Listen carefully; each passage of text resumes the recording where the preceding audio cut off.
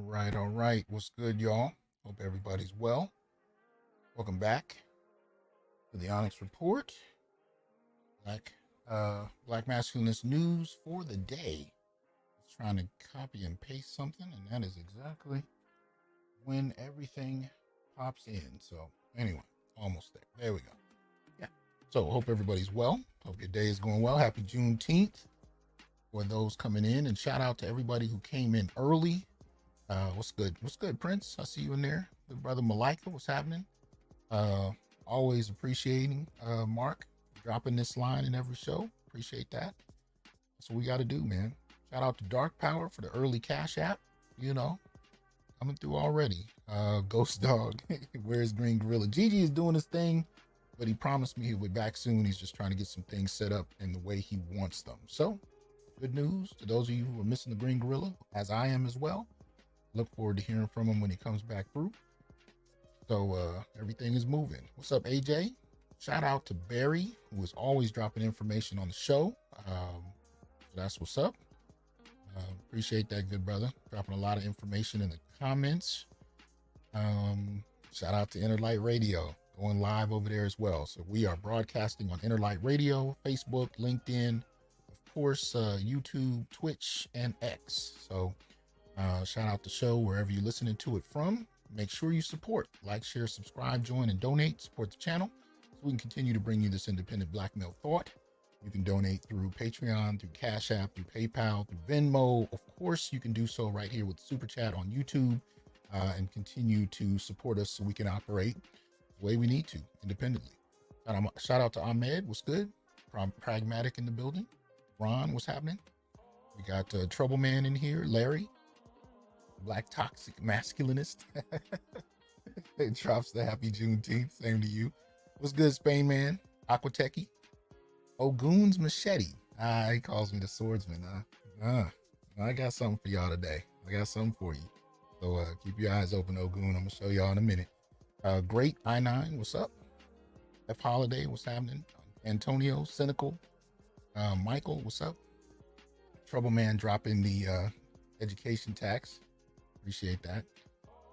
Lang and the Realist, what's up? Shamaru, what's going on?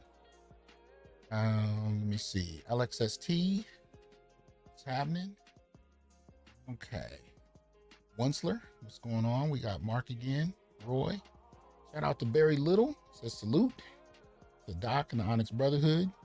As you make your way in, be sure to hit the like button and support the broadcast. Much appreciated for that word. Please do as he suggests.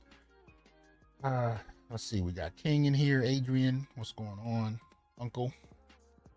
Let's see. We got Queen Kalila. What's going on? She says peace and wishing y'all a belated happy Father's Day. Yep. Shout out to the fathers out there. I dropped the word on my community tab. But if you are a father, happy belated Father's Day to you.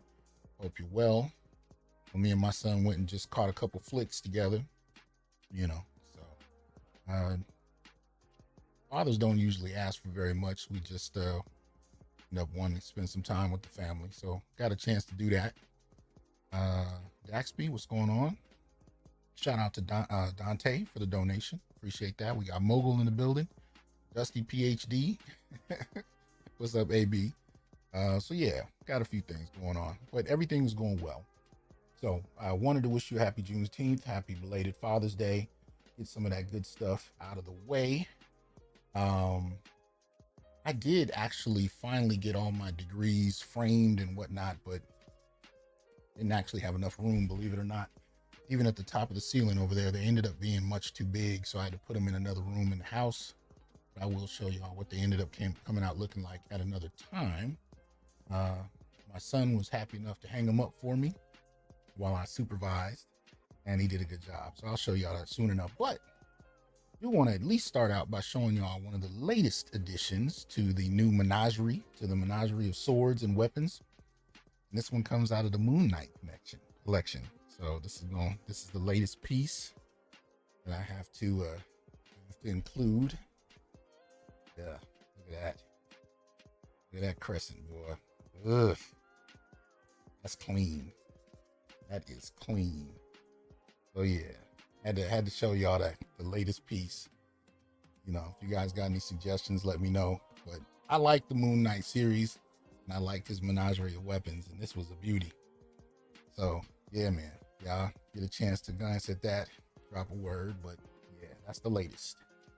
I might have to figure out where to fit it, but it will be going somewhere. I at least had to share that one with you. Piece is nice. You saw that, Ogun. I was wondering if you were still here. Yeah, that piece is clean. And the thing about it is, it's heavy enough, and it's actually sharp enough. Yeah, you can do something with it. It's not made for that, but yeah, you can do something with it. As a collector piece. Some of them get a little real enough. I'll put it that way. Shout out to the Chili Man. What's going on? Shout out for the donation. Continue to do the work. Doc, glasses up. Appreciate that. I'm like, yeah, man.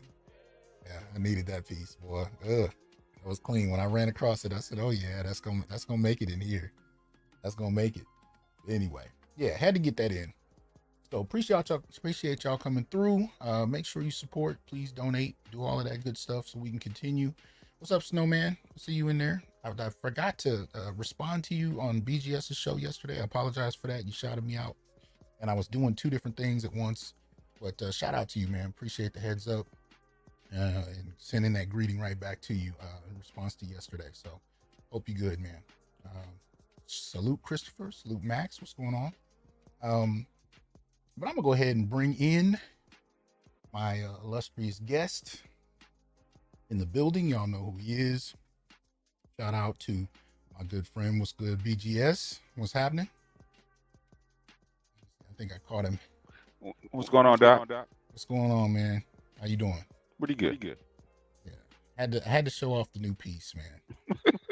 Had to show off the new blade, man. I'm addicted to him. I can't help it. But it's all good. But what's good with you, man? Same old. All right. Hope you had a good Father's Day.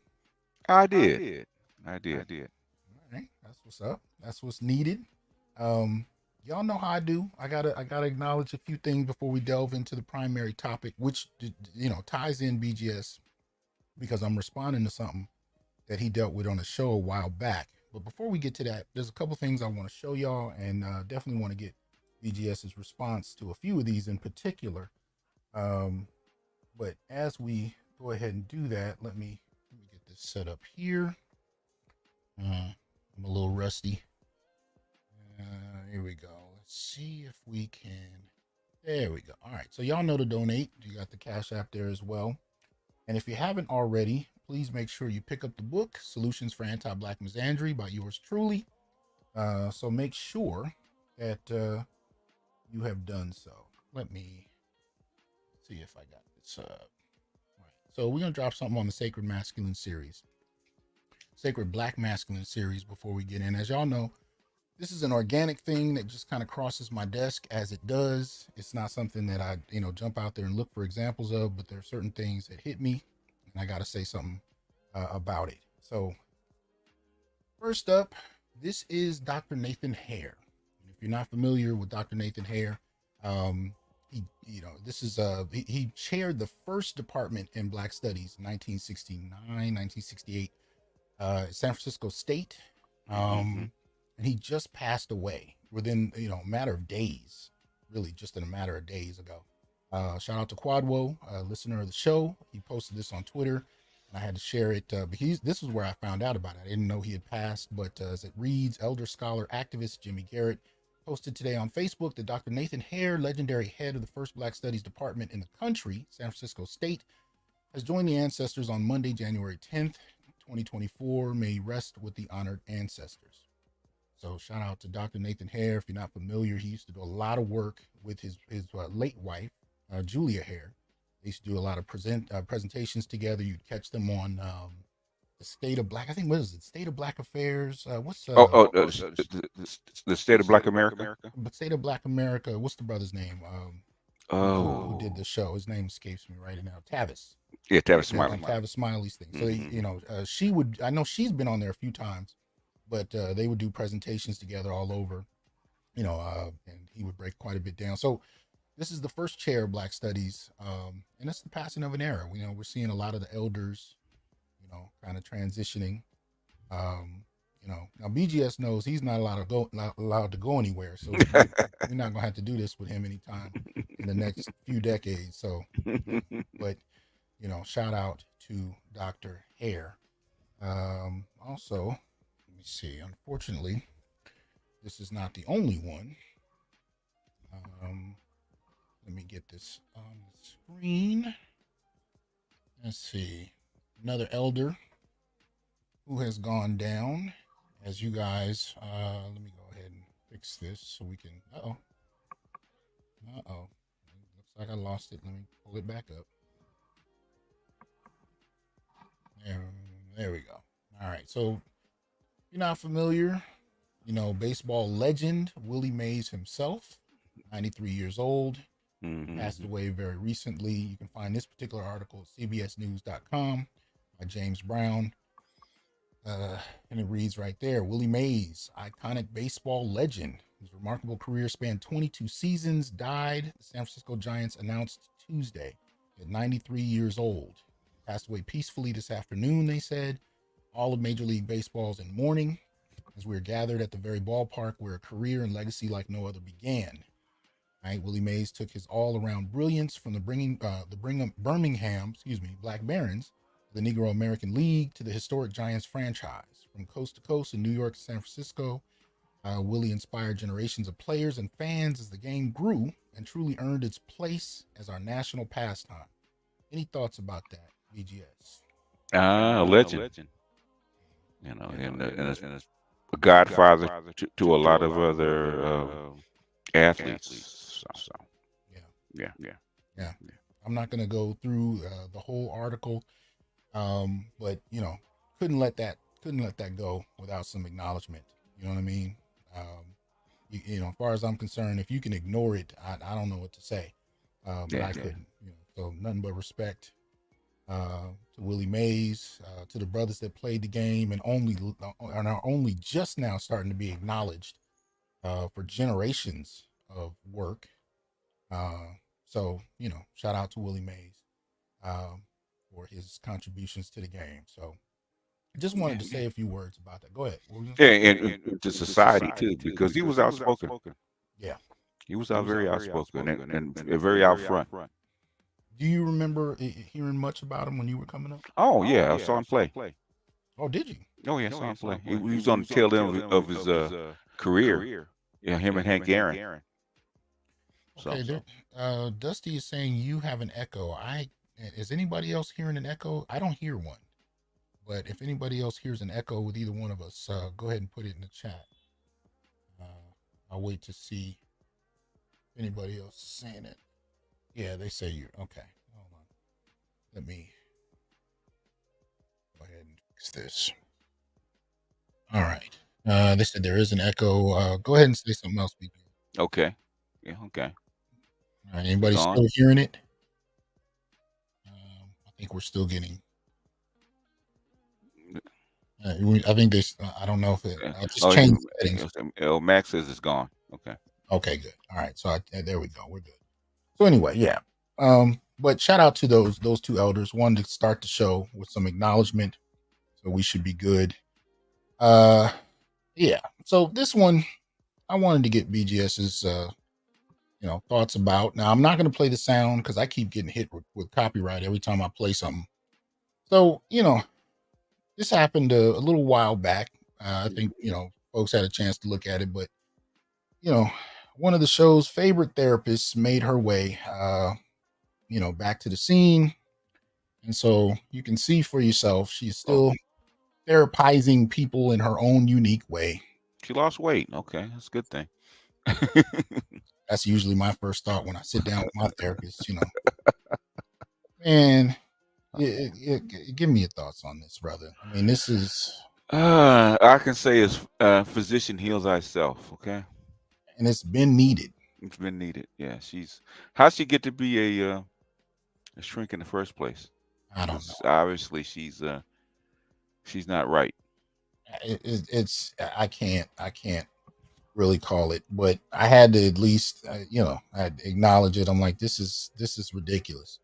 And she made this transition real smooth. Like she didn't go to another therapy, location. She didn't get offline and try to, didn't become a therapist in a corporate space. She went straight to OnlyFans. I think that's what she wanted to be in the first place. Okay. I would say so. Let me see. The choice says I'm a warrior, and I don't even want. We want that. Want that. Yeah. So anyway, just acknowledging this is where we are. Now this next one was actually, I don't know if I'm gonna get hit with a copyright for this one, but I'm gonna play it anyway. This next one is a Father's Day piece that I thought the brother who did deserved some acknowledgement. So let's go ahead and check that out real quick. Here we go. This song for all the fathers, man. Let's tap in. Hey Pops, you working hard, giving it that thing you got. It ain't easy being a man, I know it be a lot. Sometimes you don't feel acknowledged, they don't give you your props. I'm here to tell you that we need y'all as much as the mine. The role you play is just as important. Kids got a better chance when you there to support them. I know they got a bunch of songs for the mamas, but this one goes out to all of the fathers. I know it's a lot of pressure to be a provider, yet you still get your kids everything they desire. Teach them things you wish you knew back when you was younger. That way when they get your age, they'll be wiser. I know my pops did the best that he could, and the way I turned out, shit, I guess he did good. Used to be hard on him, made him pay for mistakes. Then one day I realized everybody need grace. When he was gone, I probably needed the space, so I could bump my head and figure it out. But don't listen to the media, cause over 70% of children got both parents in the house. Shout out the ones co-parenting, working it out. They can't forget the single fathers is holding it down. I'm praying for all the ones fighting for their child. That's solid right there, man. I feel like we need more music like that.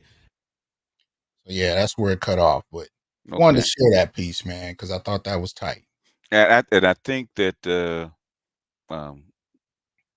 propaganda against, especially the young Black men, right, that are trying, okay, that are really trying to actually be in their children's lives because they want to. They really want to be fathers, and that's the whole thing. And this whole system is working against them being fathers. Absolutely. Yeah. Absolutely. So especially the more work, I don't care if it's podcasts, music, artwork, whatever form it takes, I'm here for it. I'm here for it. And I want to support the brothers who, are willing to speak that and say it out loud, because it's a good few decades in the making.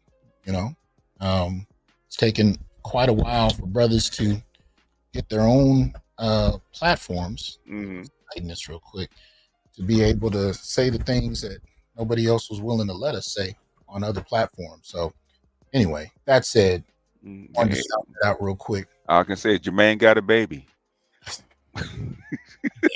I know you can't take me nowhere, but it's all right. Like we just anyway. Let that one go by. This is real, man.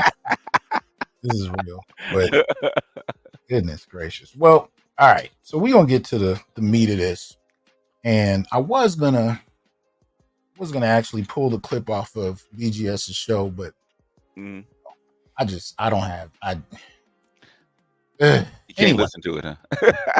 Any more than I have to. I've heard enough of it. But there was a show you did a while back where you were playing it was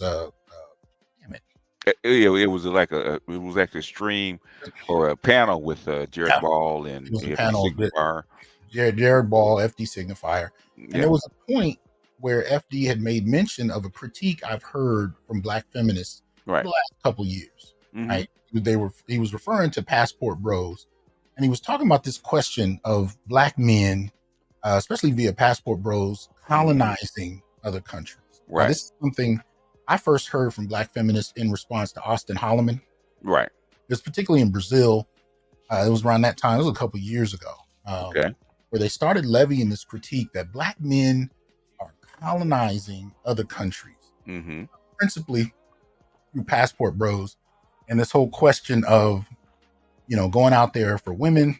I've said this multiple times. As far as that's concerned, Black men are pursuing a wide variety of things. It gets dismissed as prostitution. Right. Shout out to Castlevania Kid for the donation. Appreciate that. It gets dismissed as prostitution, but there's all kinds of reasons that brothers are going abroad. Right. And I think the simplest way to put it, whenever I hear people define passport bros simply as an engagement in prostitution, is that prostitution is here. Yes. You don't have to leave the country for a prostitute. There's more prostitutes inside the United States than outside of it. See? So if brothers are, even if it was solely about prostitution, why are brothers leaving the country for something they can get on the block right down the street? Yeah. Right? That's so true. First and foremost, this whole question of dismissing it as a prostitution engagement alone, I think is very superficial and dismissive.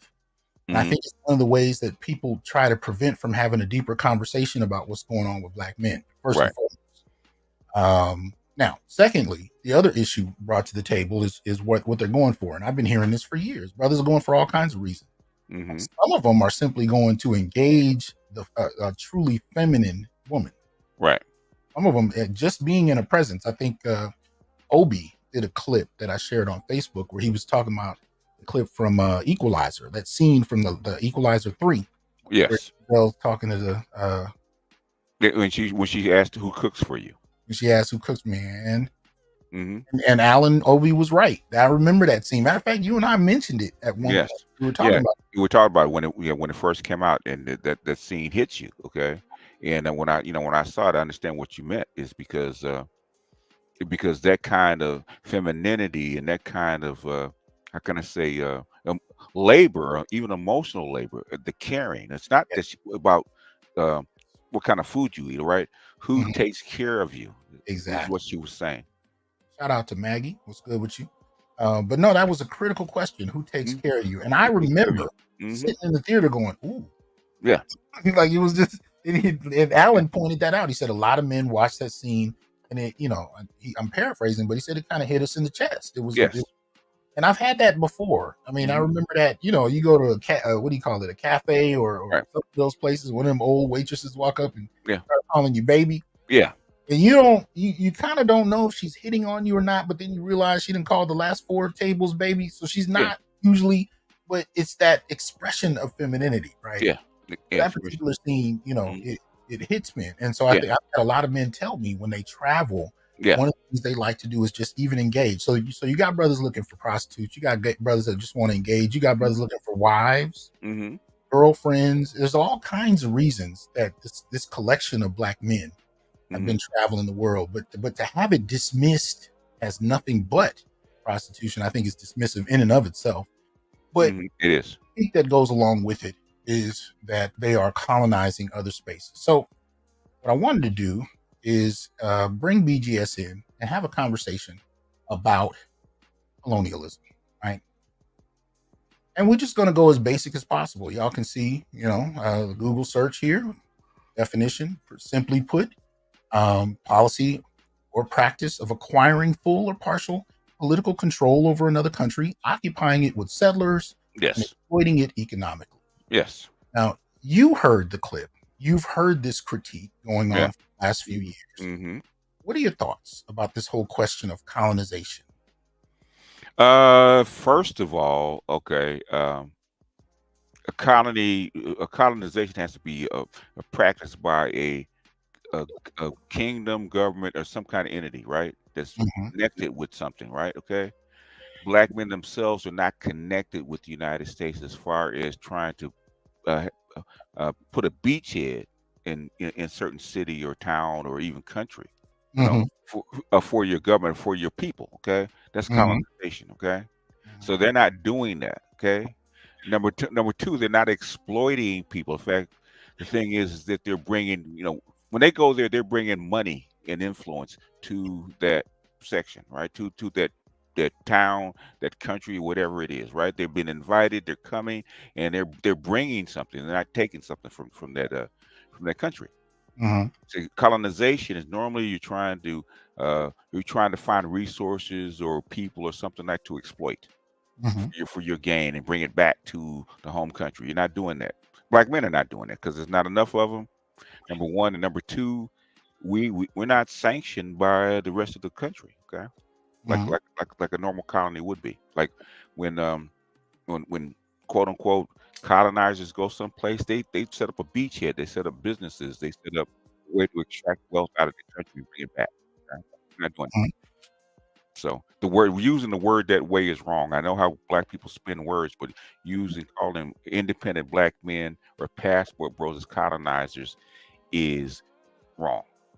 Using the word the wrong way. I know they're trying to get an emotional hit out of people listening to it. Well, and then you got this here, right? Mm-hmm. And I'm purposely just using basic Google searches just because I want to purposely keep it as basic as possible, right? Mm-hmm. So as of August 2023, 34% of Black Americans have valid U.S. passports, which is lower than whites, Hispanics. You can see it there. One of the lowest groups there, 34%, and that's both genders. Right. That's both genders. So you're talking about a relatively low percentage of Black folk Yeah. who are traveling internationally. Yes. And just because they have passports doesn't necessarily mean that they're No. actively using them. No, they're Right. not. Yeah, yeah. And it's just gender wise, which is a word I'm still trying to get used to. Black women actually have more passports than black men. See, there we go. So we're talking about a very small percentage of men, and somehow this label of colonizing becomes a factor. And I remember when I first heard these feminists using it, I thought it was interesting. Mm-hmm. It's definitely designed to shock and grab your attention. Okay. Ian dropping info in the chat. I appreciate you, brother. Appreciate that. But when I thought about it, I said this is interesting. So first and foremost, we see the what I would call the capital letter C, colonialism, is what we look at the definition for. I mean, if you're going to use kind of a shorthand lowercase c definition, it has to do with this idea that you're going to use the weight of the American dollar to leverage your position in other countries. Now, if you're going to have a kind of informal lowercase c definition of colonialism, and you want to attribute that to black men who travel, the small percentage that do, that's interesting. But okay, let's play devil's advocate. Let's say that this is correct on a small c level, that this is happening. Okay. My first thought about this, when I started to think about it, was one, black men in regard to passport bros, I only started hearing about in the last 5 years on a mainstream level. Right. Now you talked about hearing it as early as what? 2018. 2018. 2018. 2018. Talking about a black man traveling. They didn't call it bros. Yeah. But we're not. Go ahead. Yeah. I think it was Greaves who actually wrote the book, and then there was his group in Brazil talked about traveling to Brazil to find wives and expatting to Brazil for a better life. Yeah. Right. Yeah. But we have to differentiate because black men randomly, we've been traveling for years. I mean, we've fought in wars. I mean, black men on an individual level have traveled for it's not even a clock we need to start, right? That's been happening. But when you talk about a movement of black men who are purposely leaving the country for specific things, when you talk about passport bros, that as something that the mainstream has finally gotten wind of is only a few years old. Yeah. And what I found interesting about it is no matter how many groups that have been traveling very purposely as in regard to having movements, you only start to hear this critique of colonialism, small c. I'm going to refer to it as small c. Right. Only happening with black men. Right. And I want to shout out Dennis Sperling because Dennis did a show a year or two ago where he was showing, even in the mid 90s, black women had set up a movement in alignment with the How Stella Got Her Groove Back film, where they were going to Jamaica and I think some other spaces to Bahia, Salvador Bahia, Brazil. Yeah. Brazil. But you tell me, because we were, you remember hearing those critiques at that time. Did anybody accuse black women of being colonialists? No, not at all. In fact, it was like, yes, girl, It was empowering, right? It was empowering, yes. Right. Laying in a river, having, the lotion or whatever rubbed all over you. This is being served instead of suffering under the weight of patriarchy in the United States under black men, right? Right. This is what it is. So it's empowering. It's empowering. They do it, right? But this is the thing. I never heard of a movement of black men who were purposely leaving the country specifically for something related to women. could be labeled colonial in any kind of way until years ago. But yet, you have even black women traveling as far back as in the 90s. There's no criticism brought to bear. Not from feminists, not even from black men. Black men did not levy a critique. Now, I'll be the first to say black men laughed when, what's the author of How Stella? How Stella got a grow back? Yeah. What's the author's name? Yeah. You got me blank. Yeah. I never wanted to commit her name to memory. I never wanted to commit it to memory. But somebody's gonna tell me what her name is. Oh yeah, it'll come up.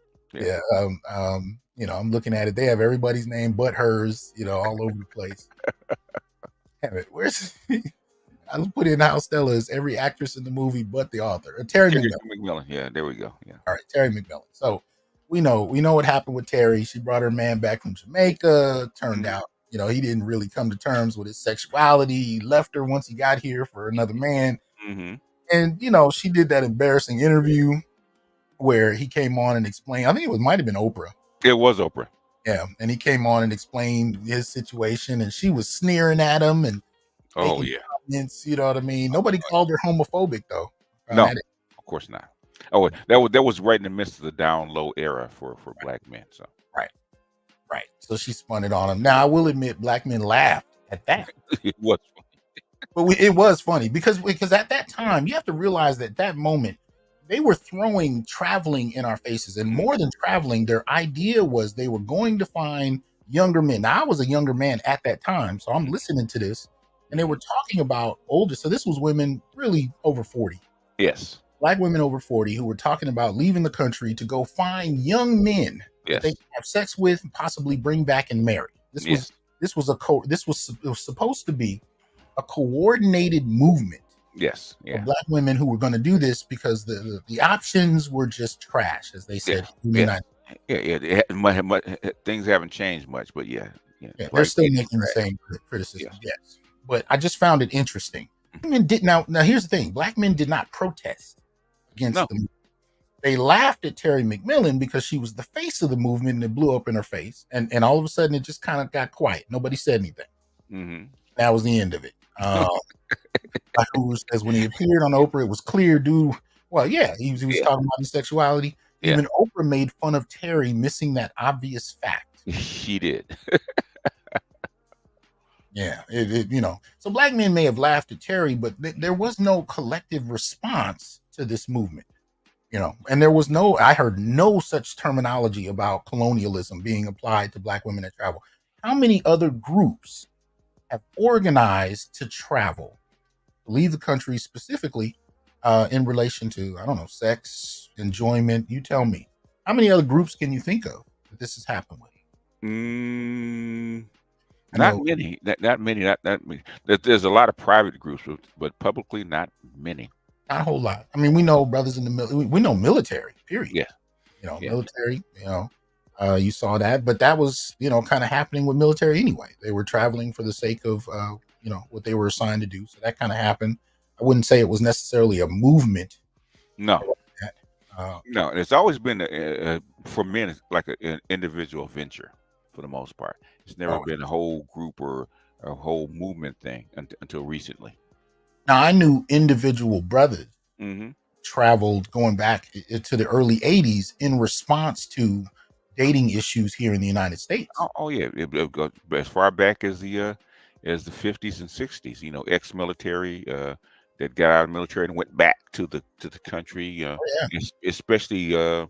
Especially in Northern Europe. The Netherlands and Sweden and Finland. Okay, they would go there. And they said, in fact, they got a couple of brothers that did get out of the military back in the 70s and 80s, even all the way back to the 50s. It settled. So but you couldn't say that was a black male movement. No, brothers, men in the military. That was part of the military experience. Shout out to 3000 GT Expansion Wiring and Brother Ian for the donations on the Cash App. Appreciate that. Oh, shout out. Yeah. PhD tax is in effect. So no, that's 3000 said it. It says BGS tax. So appreciate that. But yeah, so I wouldn't say that was when you talk about military culture, it's part of the military experience. Yes, it is. Yes, As far as that. So, as far as that's concerned, now we know white men have been doing this for the longest. That is what it is. But 500 years. Yeah. Oh, exactly. White women have engaged in their own version. Mm-hmm. There are key places that white women have been known to go. And still are. Shout out to Adele actually highlighting that on Saturday Night Live, Mombasa, Kenya, and Gambia. There we go. There we go. Mm-hmm. Right, and there's a film. I should have grabbed it. I would have had to dig through everything to find it. I did get a copy of it, but I can't remember the name of the film. But I found one film, and then I did see a documentary that I posted on Facebook about 7 or 8 years ago that kind of covered a little bit of it. So, but people on the ground have an awareness of which groups are traveling and for what. Yeah. So what I find interesting about it is this whole question of, what I would consider small c colonialism seems to only apply to Black men. Right. And I find it interesting, and it's become a dig at Black men to use to deceptively create the notion that there can be no substance to why Black men want to travel. Mm-hmm. It has to be something trivial. It has to be something that can be dismissed, and it has to be something base, right? It can't have any substance, because if it has substance, then that means there's a critique. And if there's a critique, especially one that you got to pay attention to, listen to, and address, then you have to address that there is a reason that Black men have a wide variety of ways that they've been establishing or withdrawing from social engagement. As Dr. Ronald Neal has pointed out, the social contract has been torn up, and it was torn up by women. It was, yes. So how are men responding? Well, we know even within the United States, you got even young men as young as 13 going monk, mm-hmm. using to even initiate themselves at the earliest stages of trying to date, mate, and pursue women. So we see monkhood, we see interracial relationships have been increasing. Mm-hmm. Right? We see people who are finding all kinds of ways of and even in interracial relationships, intercultural relationships, even within their own city. You have kind of that's what I refer to as a kind of even the video you played with the young man singing about fathers, right? Okay, notice the color of his baby. Oh yeah, mixed baby. Okay, mixed baby. Shout out to Eric. He says, "The word colonize is used to attach a negative connotation to passport bros. Black women are trying to restrict and police Black men and limit their options." That is exactly what we are saying. Appreciate that, Eric. Yep. Donation. Yeah, but that is exactly what we were saying. This is used to dismiss a critique about what Black men are experiencing and what they are responding to in many ways. And there's a wide variety. Passport bros, I think, has become the most popular one for people to criticize. Right. But men have found a wide variety of ways to withdraw. And that's what I'm pointing out at this juncture. The men have been withdrawing. And they've been pulling out of the social engagement, and they're doing so at younger and younger ages. I have men as young as 13 reaching out to me, and this has been the case for the last 8 years or so. Even my son will walk up to me and tell me about his friends who are listening, and they're sharing videos with their friends. Now I'm thinking I'm talking to grown men. We got 12, 13, 14-year-olds who are listening on a regular basis to the conversations we're having, and they're not listening because we're just the most entertaining thing in the world. They're listening because they're already having experiences that are pointing them to finding alternatives. These brothers, and this is not, they're dealing with the girls at their school, and yes, they are seeing the legacy of bad behavior that's been passed down, I think, from mothers and grandmothers to girls, particularly in the Black community. This disdain for men that these boys are experiencing in elementary school. And I know it's happening because it was happening when I was in elementary school. Mine too. Yeah, it was happening then. I saw it happen to my son. The shit never stopped happening. It's only snowballed. So it's already happening, but they're also paying attention to relationships at the house. They're seeing the divorce rate, not necessarily in terms of the statistics. They're living it. Yeah. They're living it. My generation was the first generation where divorce and single parent household was common. It was common. Yeah, that's true. It was common. And it was something we expected. Matter of fact, it was a shock if you had a father in the house, because usually the mothers got custody. know what I mean? And the mother's got custody, and the family court kind of ruled along those lines. So it really became normalized in the 80s, and it's still such. These young men are seeing this very early on. They're experiencing it very early on. This is not new for them. So we're seeing kind of this kind of response. So these are the various ways that things are withdrawn. Shout out to Anubis. Anubis. He's Columbia.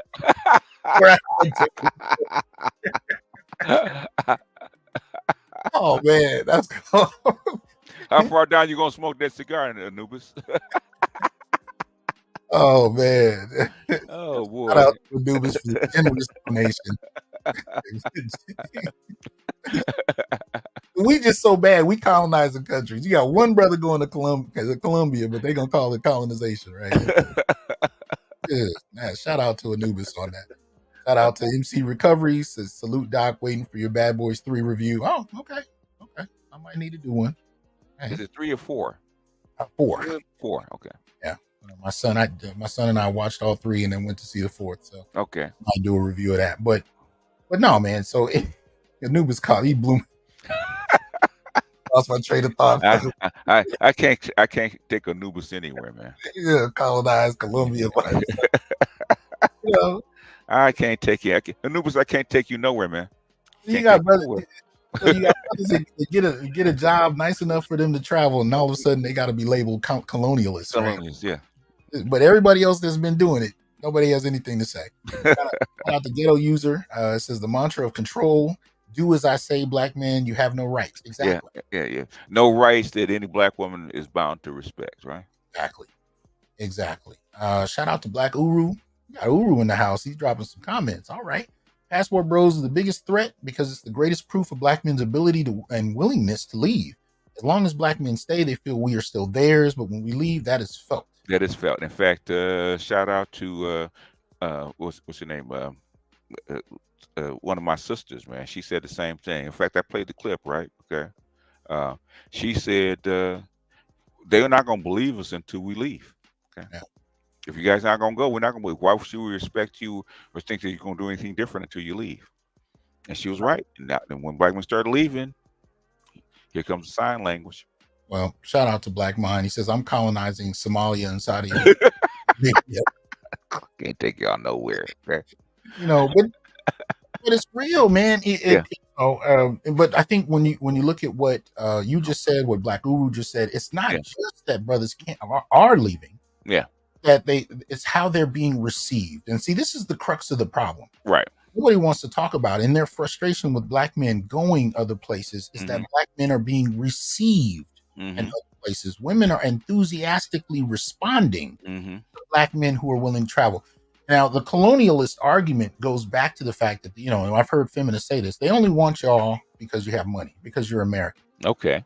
Out to Malcolm for the donation. He says, I'll be making short videos regarding stuff that happens to black men. Would you ever post them? I also do funny videos as well. Yeah, share them with me. We'll see what you do. Yeah. But so black men are being responded to with enthusiasm by women around the world. Now, this cannot be taken lightly. Yeah. Because not every group gets an enthusiastic response. That's not happening with every group. And most especially black women. When black women travel, I have heard complaints for decades about how they've experienced their trips, how they are received in other places. Now, I won't lie. I've seen people gush over black women. I have seen it. I went to Korea as a young man, and I remember seeing a crowd of 30 Korean men around one black woman because she had braids. They thought it was intriguing. Yeah. But for the most part, though, what I've heard more from black women is how bad an experience they have in other places. Yeah. Go ahead. It's very consistent. Asia, even in Africa, they complain about dating. Hey. But for the most part, that's not black men's experiences. Black men are finding that they're being sought after. Right? They're being sought after, and this is being mislabeled as colonialist in and of itself. And I think this is one of the gestures that feminists are trying to make. Yeah. To shame black men. I think that the statement I showed on the screen earlier from one of the listeners was absolutely right. But I want to go a step further. If we're going to entertain this question of small c colonialism, right, we're going to suggest that there is an informal way that average everyday people, or at least people with a slight amount of means, Mm-hmm. able to go somewhere else and leverage their position in some Mm-hmm. kind of way that's exploitive. I Okay. argue that Black men are actually responding to a form of small c colonialism here. Okay. When we talk about, now we've talked about this for years in terms Mm-hmm. of what Black men experience here, what we experience in this country in regard to divorce courts, Right. Oh about yeah. the impact of no fault divorce. We talk about Title IX, and we talk Mm-hmm. about what the access to the pill did, what access to abortion did in terms of who Mm-hmm. Mm-hmm. determines family formation and who doesn't. And we get to talk about, Yeah, family court, child support. Yeah. yes, child support, family court. And we talk about shaming tactics Mm-hmm. from the church, whether it's social media with Black women. Mm-hmm. Talk about, how do you want to frame it? We can look at it in terms of employment, Mm-hmm. in regard to how Black men were perceived in the employment marketplace versus Oh Black yeah. women. And not to mention what happens in the academy or on campus, Mm, right? absolutely. Yeah. Absolutely. What's Mm-hmm. happening on the campus? We could talk about, the carceral system. Mm-hmm. We could even talk about the use of false accusations of sexual impropriety that Mm-hmm. some women use purposely Yeah. to use the police to corral their men to behave in various Yeah. ways. Yeah. What Oh I'm yeah. talking about when I say small c colonialism in this context, I'm saying if you can use institutions that Black men have little access to Mm-hmm. leverage your perspective on Mm-hmm. his behavior. In other words, if I'm going to call the police because I want to scare him into doing what I want him to do, if I'm going Mm-hmm. to threaten to do so, whether it's using the family court, the police, sending him back to jail because he came home too late, whatever it is, you have the use and misuse of institutions to purposely harangue Black men. Mm-hmm. And I think this is part of the reason you even have a passport, bro. You have a series of these experiences that have become so normalized that men have begun to check out. And these are experiences that I heard at one point in the panel discussion on Ball's channel, where Okay. they started the panel by laughing at men who talk about women. Yeah. You remember that? Yeah. They started out saying, he's making a joke about how they're going to talk about Black women because it was a dig at Black men who actually talk about Black women. And the idea was that Negroes are lonely. Yeah. the Negroes are lonely, Mm-hmm. nothing to say. Yeah. Really, all they do is talk about women because they have nothing else to talk about. They don't have substance. They haven't studied. They haven't read. Mm-hmm. But we're talking about how, and especially on this channel, we've been talking about how policy and how institutions, and this is covered in my book, have been used against Black men. Now we know it, we experience it, but we don't theorize on it beyond that point because we live it. We just experience it and move on, and we adapt and respond.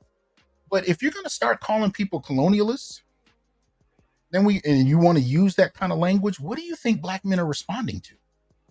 See, Yeah. we have no problem. If you think about an individual woman who's disrespecting you, who might even be trying to put hands on you, who's taking custody of your children, kicking you out, whose lawyer is telling her to accuse you of molesting the children so she can get custody. Yeah. Heard of these things. Some of us have experienced those things, and we leave it at that level. But if you're really going to start taking these concepts, these experiences, and using terminology to reframe them to suit your argument, then what exactly are Black men responding to when they leave the country? Yes. Yeah. What is that? What are they responding to? It's not just that, what they like to say is, oh, these men are lonely, they can't find dates. No, that's not the problem. Mm-hmm. It's never been the problem. Just like I said earlier with prostitutes, it's not, they don't leave to find prostitutes in other No, they do not. You have access to them here, just like men have access to marriage, to girlfriend. Look, there's not a lot of brothers I know who are passport brothers now who haven't dated at least 30 women. Yeah. Yeah. And if they're over 40, more than 30. Yeah. The brothers that I know who've been doing this before I even heard the concept of passport bros did not leave the country until they dated at least 30 to 50 women. Yeah. Black women. Let's be clear. Yeah. So if they're leaving in response to their experiences, and those experiences are not just about they had a bad breakup, but they had somebody use a family court against them. Mm-hmm. Someone misused and abused the police, as a form of threat against them. Right? They were threatened with going back to jail for arbitrary reasons. There's even, I wonder if I kept it. I mentioned this to you a while back, but I don't know if I downloaded it. Let me see. Might have put it on my other computer, but remember, it was something somebody sent us that had to do with Jack and Jill. Oh, that was by Marshall. I can, you know what? It's in the Gmail. Yeah, but I thought I downloaded it already. I'm trying to see if I can find it. Because I've heard of Jack and Jill, but he was trying to say that it's actually a major component of the gynarchy, the right. bourgeois gynarchy. Yeah. Right. Hold on. Let me see if I downloaded it already. Mm-hmm. I think it's appropriate to look at. Mm-hmm. That folder. All I found was a bunch of Jill Scott videos. Let's see here.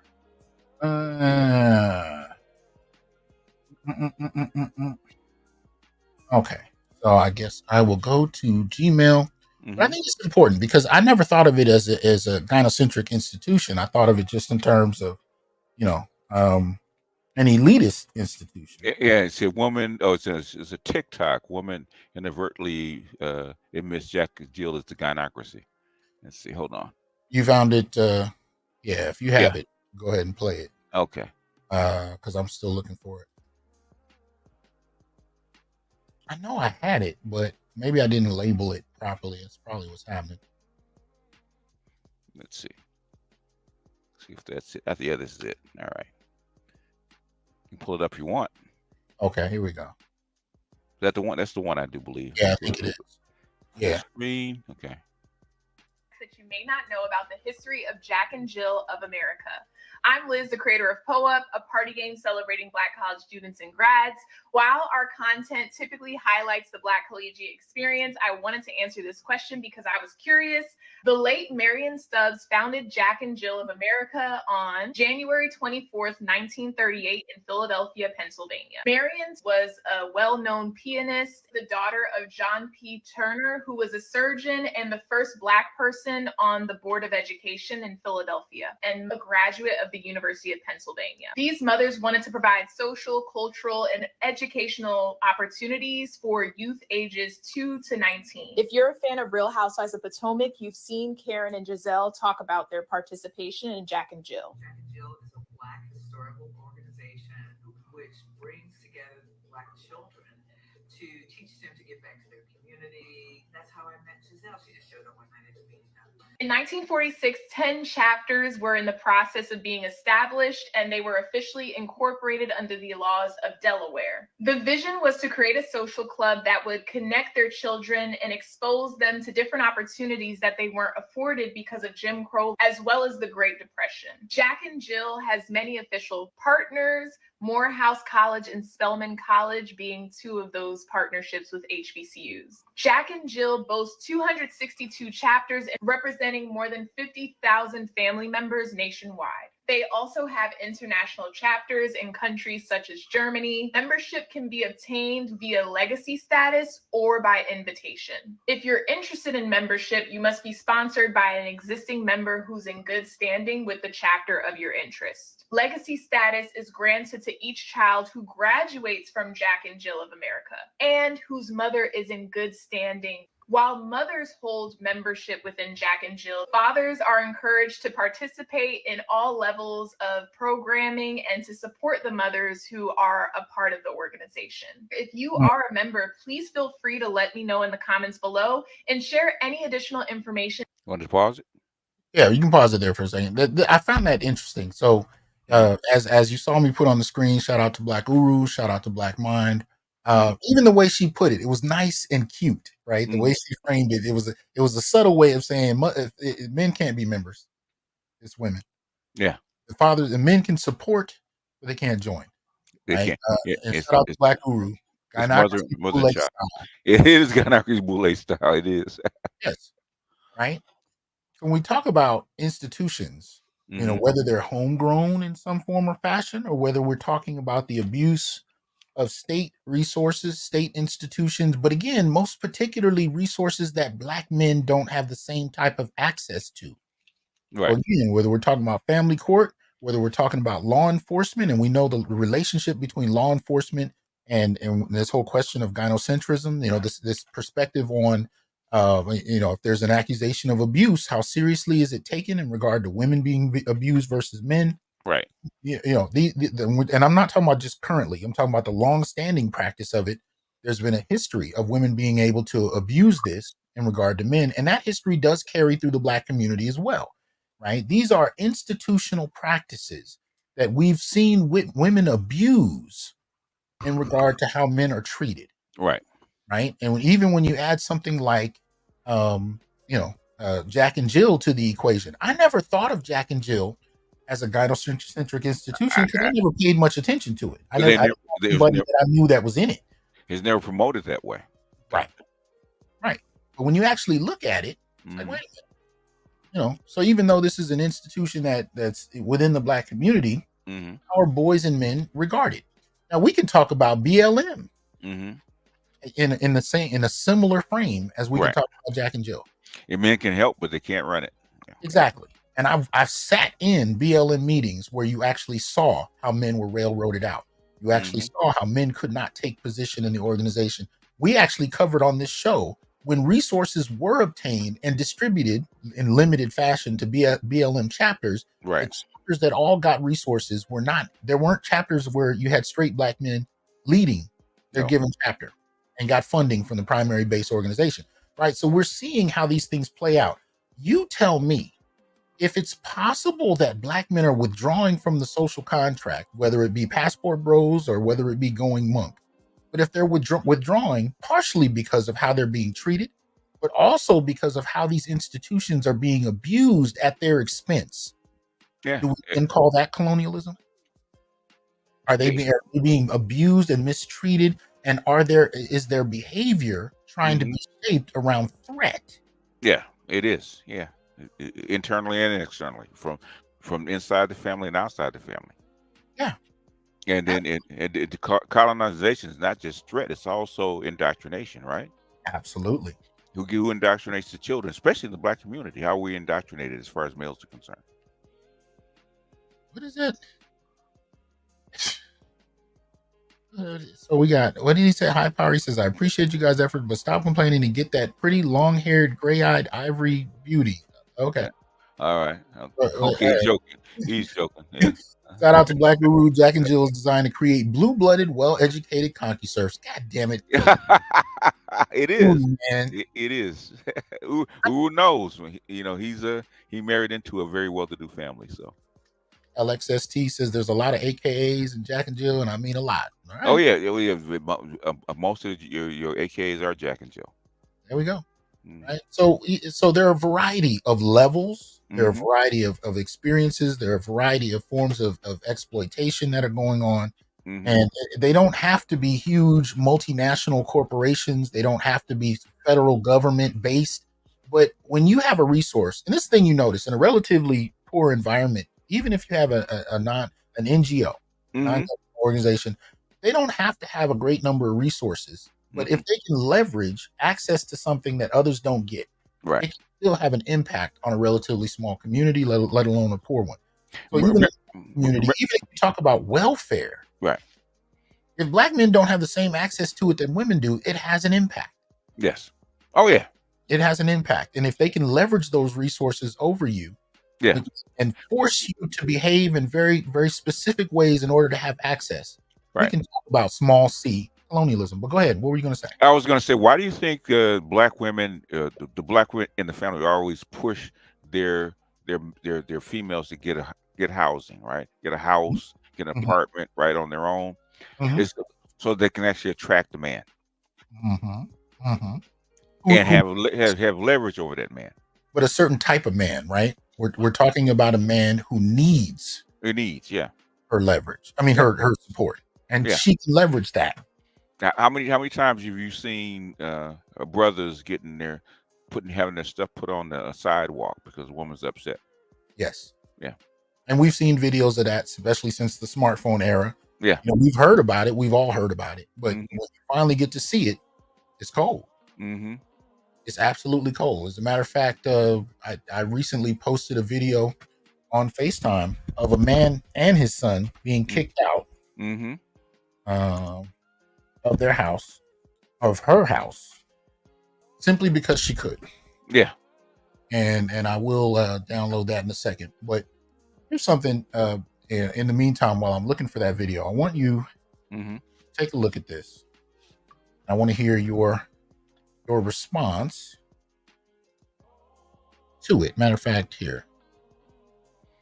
So if you do me a favor and read that aloud. Okay. I said, Mr. Clark, Dr. Johnson, I was put on child support and spousal 3 years ago to the tune of $5,000 a month. I had to sell the house, and the court gave her the $36,000 in profit since she was a housewife. This month is my last payment of spousal support. Since March of 2021, I have sent over $200,000 to the state of Texas. My God. I don't see my daughters because this is what 100% custody looks like. Despite PTSD and 31 years of military service, I have to give her part of my military pension as well. There are no deadbeat dads, just deadbeat, just beat dead dads. Okay, I'm 62 years old with no generational wealth. Black women abuse black men through the family court. Title 4D of the Social Security Act is worse than Dred Scott.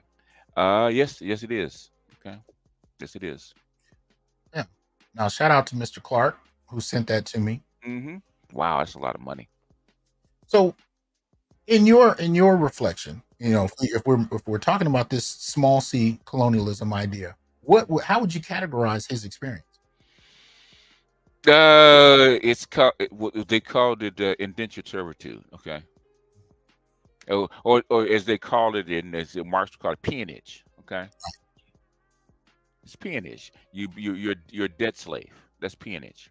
Mm-hmm. And that's ancient, but it's also that is also small c colonization.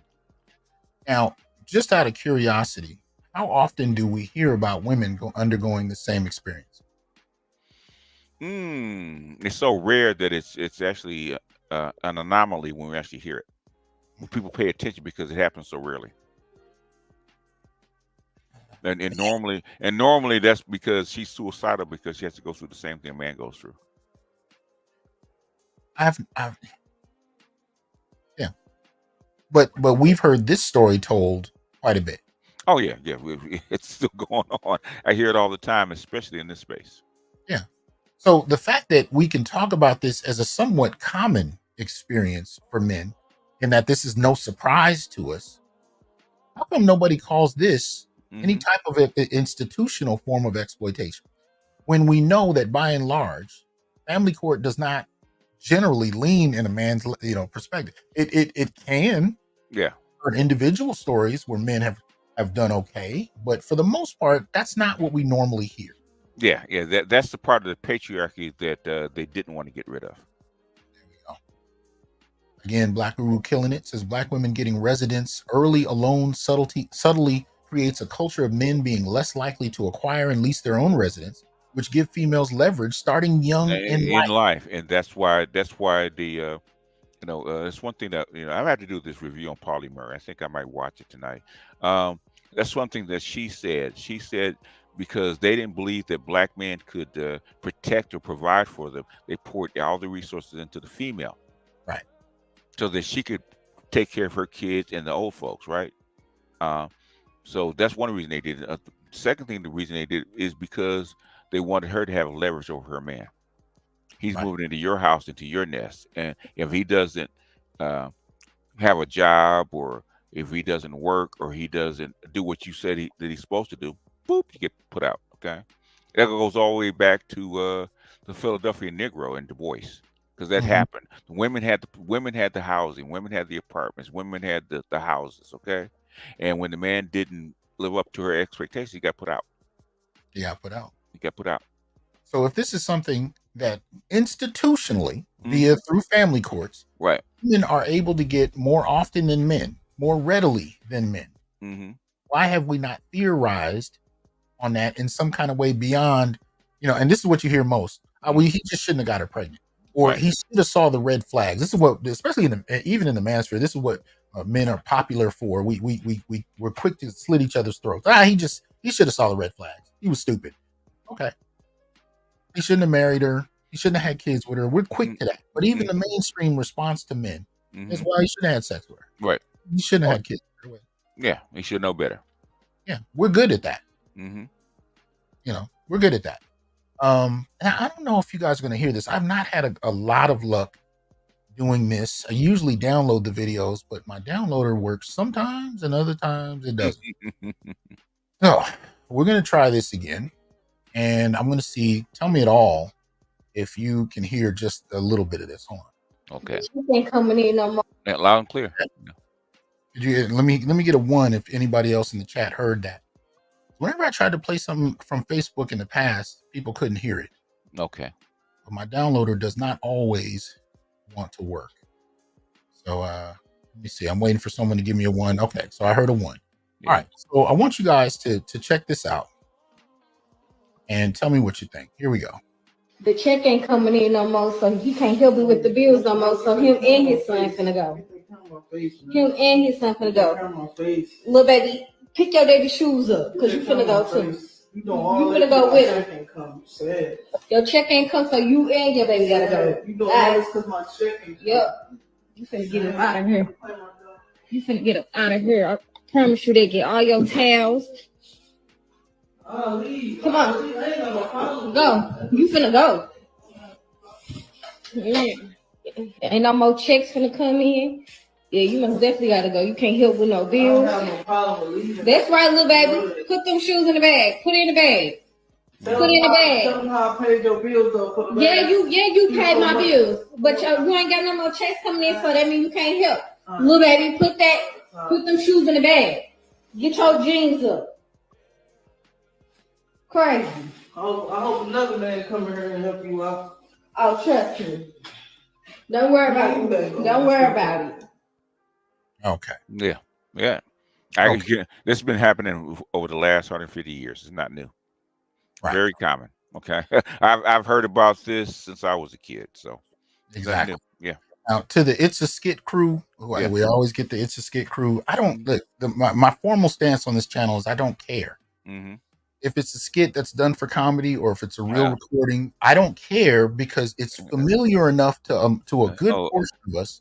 Okay, if it's a skit, Hold on, let me just say this. Okay, you're familiar enough about it to acknowledge that this happens. Mm-hmm. Instead of, and we don't always have to wait for an actual occurrence to talk about it, but we have seen these kind of things happen to this degree.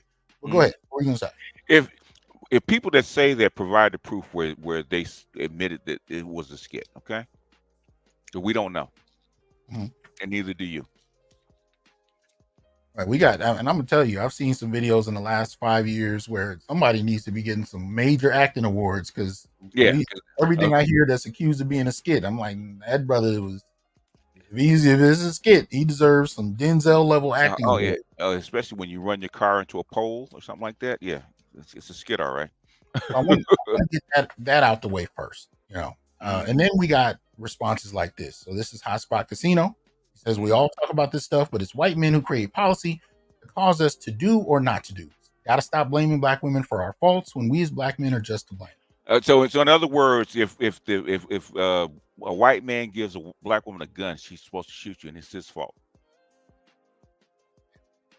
And this is the evasion tactic that we see happening with the black male feminists that we talked about on that panel. Yeah, and we see this with even the pro-black nationalist framework. It's always evasive. See, when black women blame black men, it's they're justified in sharing and expressing themselves, and it's empowering. When black men respond, then we're just pointing the finger and we're afraid to confront the white man and so on and so forth. Look, there is a point where black men's experiences have to be articulated, and black men need the room and the space to do so and have their critiques heard. Now, at the end of the day, whether you choose to hear them or not, right. Shout out to Dr. Neil, who was in the chat. Hey, Doc. Black men, as he says, BMI, right? Yes. Black men, if you know, whether they're heard or not, they're going to respond and adapt to the situation posed in front of them. Now, if you want to understand why, then you need to actually be able to hear black men without having it be dismissed as blaming when they're actually articulating what they're experiencing. Because again, we started the show talking about the accusations by Black feminists that Black men are colonizing other countries when they're leaving for very particular reasons. And when Black men articulate what those reasons are, now we're blaming, we're deflecting, we're afraid to confront the white man. But this is the crux of the conversation. The crux of it is when you got to deal with the institutional abuse that they're experiencing in response to those who are able to use it, whether it be the larger white society, whether it be Black women, the one woman who's laying next to you and calling the police and accusing you of abusing her because she got pissed off that you came home later than she thought you should have. Right. Yeah. Either way, you have to deal with what's coming to you and how you need to protect yourself and how you need to respond. And at best, how to explain to others why you're making the decisions you're making. And this is a very old pattern, way before they started giving Black women welfare. It's not new. But you're dismissed if you talk about it. Mm-hmm. And if you don't talk about it, then other people get to write your rationale for you. Mm-hmm. And they're not doing so from an honest position. They're doing so in disingenuous fashion. Yeah, but just by the the name you're giving us as ConcuServes means that you are not colonizing anybody. Okay, you're a tool.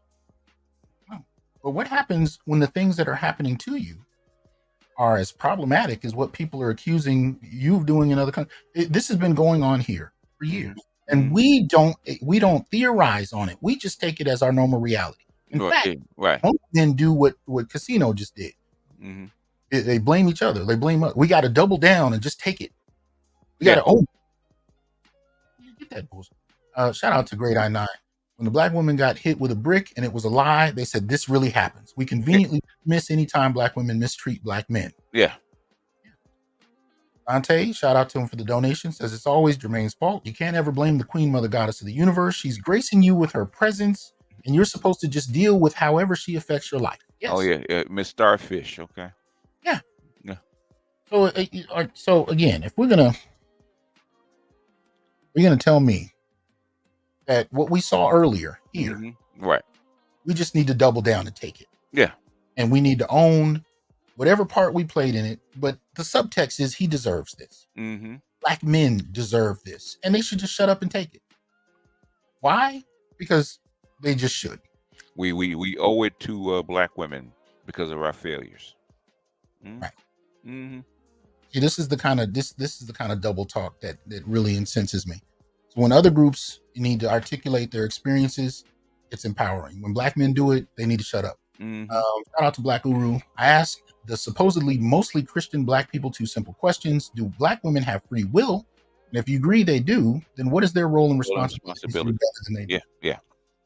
But what I'm talking about here is not about trying to control what Black women do. My question is simply, are you going to allow for Black men's responses to what they're tired of taking? Meaning, are you going to even acknowledge their humanity and the choices they're making? Whether it's young men withdrawing from social engagement with women, whether it's men who are of marital age who are refusing to get married, whether it's men who leave the country to go find a partner that's actually effeminate. Mm-hmm. Regardless of what form it takes, can you allow their humanity, or do you dismiss it to simply make your point that Black men need to just take it?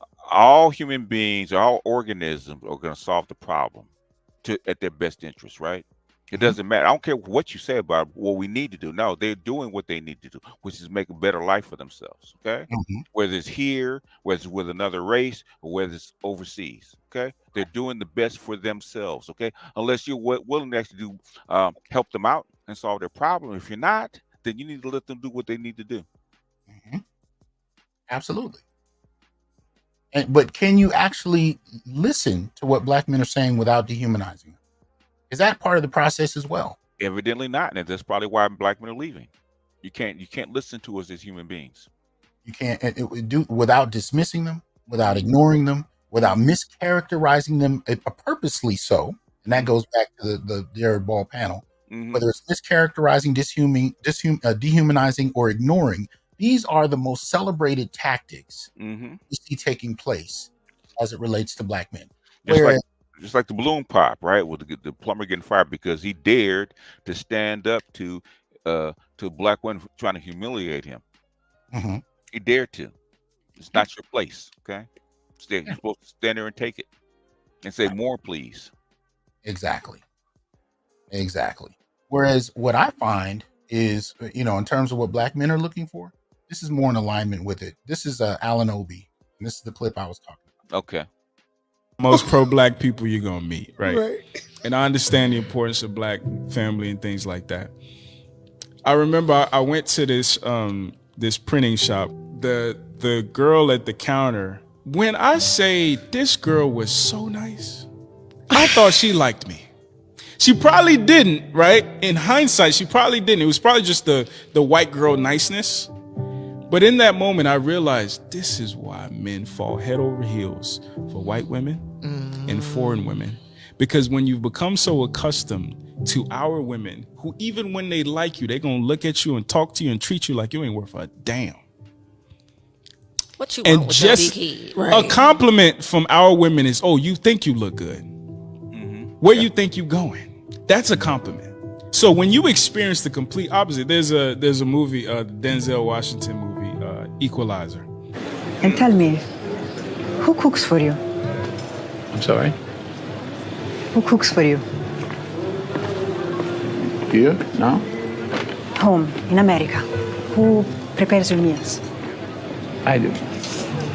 I would love to show you the real food of Altamonte. Would you come with me? He was probably wet in that scene. I swear. Because a lot of men were. They were like, what? This exists? Yep.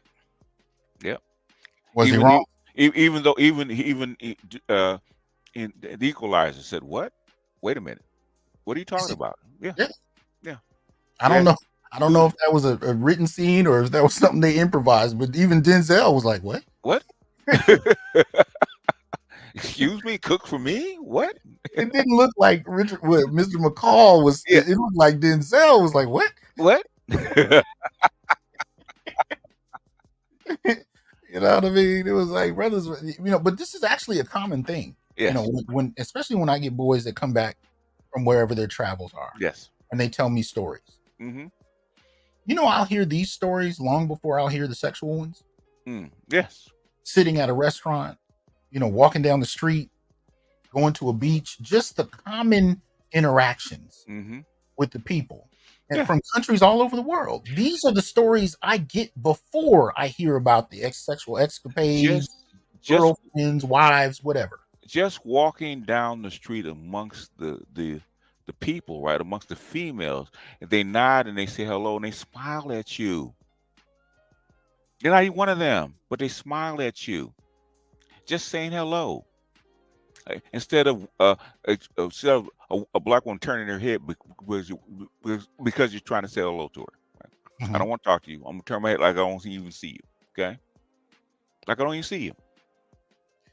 Shout out to Danny. He says, honestly, I want a feminine black woman. That's why I'm going to Tanzania. Build businesses and get me a wife. I don't care how much they gaslight. Oh, lie to me, huh? Shout out to Soul Shader. Soul Shader. What's going on? Appreciate that. But see, that's what I'm talking about. Danny's response, I've been hearing for years. Yes. And it's interesting. The other thing I heard too is that passport bros are usually dismissed as chasing white women, which is funny to me because to me, when I hear that, I'm like, you clearly haven't talked to any passport bros. So how many white rarely hear about passport bros and white women? Rarely. Why would you go to Latin America and Africa and even Asia to chase white women? Exactly. Makes no sense. And they're not. I've seen these brothers come back with women as chocolatey as anything you've seen. And it's just, I'm like, you're clearly not talking to passport bros. You're defaming them. You're maligning them for your own purposes. But brothers are really trying to find femininity. I really argue that's what it's more about than anything else. And traditionalism, something that where they're catered to, they're served instead of having to serve. Okay. Yes. This is what we're fundamentally talking about. And if you're not willing to hear this, if you're not willing to allow for it, and if you're willing to publicly malign before you'll actually listen to what black men are saying, then, black men tend to check out that conversation too. Again, you didn't see organized movements of black men, even during the rise of the black feminist era in the late 70s and 80s, responding in coordinated, organized fashion. You didn't hear that. No. You may be caught an individual black male here and there that may have said something, but black men as a collective did not. For the No, most they didn't. part, for generations, just took it in silence Yeah.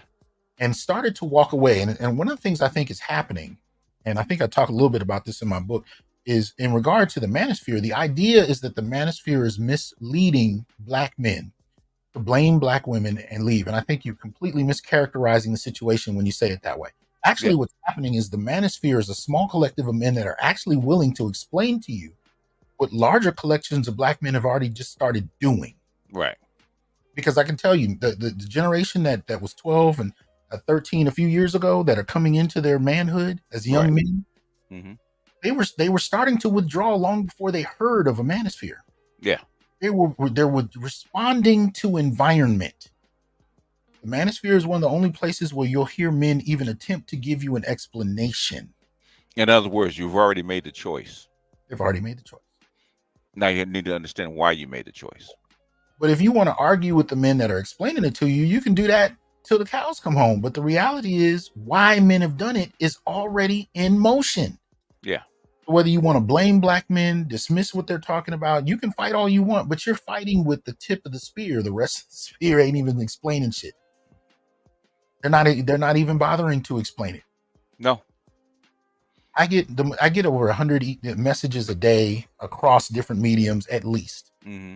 I'm gonna tell you, a lot of these brothers that are responding to me, I've never heard before. They may have even listened for a while, or they're new listeners, but they'll tell you, I've been doing this for some years. This is what I'm doing. And basically what they're doing is they're explaining why they've decided Mm-hmm. to disconnect and find another way. And they don't always have a coordinated way. They're just willing to look. Yeah. They're not chasing any particular group of women. They've just decided that they're going to find what they're looking for, and they're just going to start looking. Mm-hmm. Yeah. How bad things have to get for men to reach that point, and for me to hear from so many men that have no connection to me. Yeah. They're not friends. These are not associates. These are not people I work with. These are people that may have caught one video or a post on Facebook and decided to tell me something they decided to do long before they reached out to me. Now, how is this happening on such a large scale, but somehow so many people can malign it and dismiss it all at the same time? It's interesting to me. So, okay. You there? Did I lose I'm you? here. No, I'm here. Okay. So your thoughts on what you're seeing? I mean, at some point, okay, after decades and decades and decades, you have to admit that you're defeated, right? Okay, this is not going to work. You have to find another way. Mhm. And we listen to 12-year-olds talk about, I need to grow up and have 2 kids and not get married, right? Because I want child support. It's not stopping. If we have a 10-year-old girl saying that to her teacher, okay, you know that's not going to stop. What are you going to do? You want to keep trying to do what is the definition of insanity? Keep doing the same thing over and over again, yeah. And expecting different results, right? At some point, the insanity has to stop.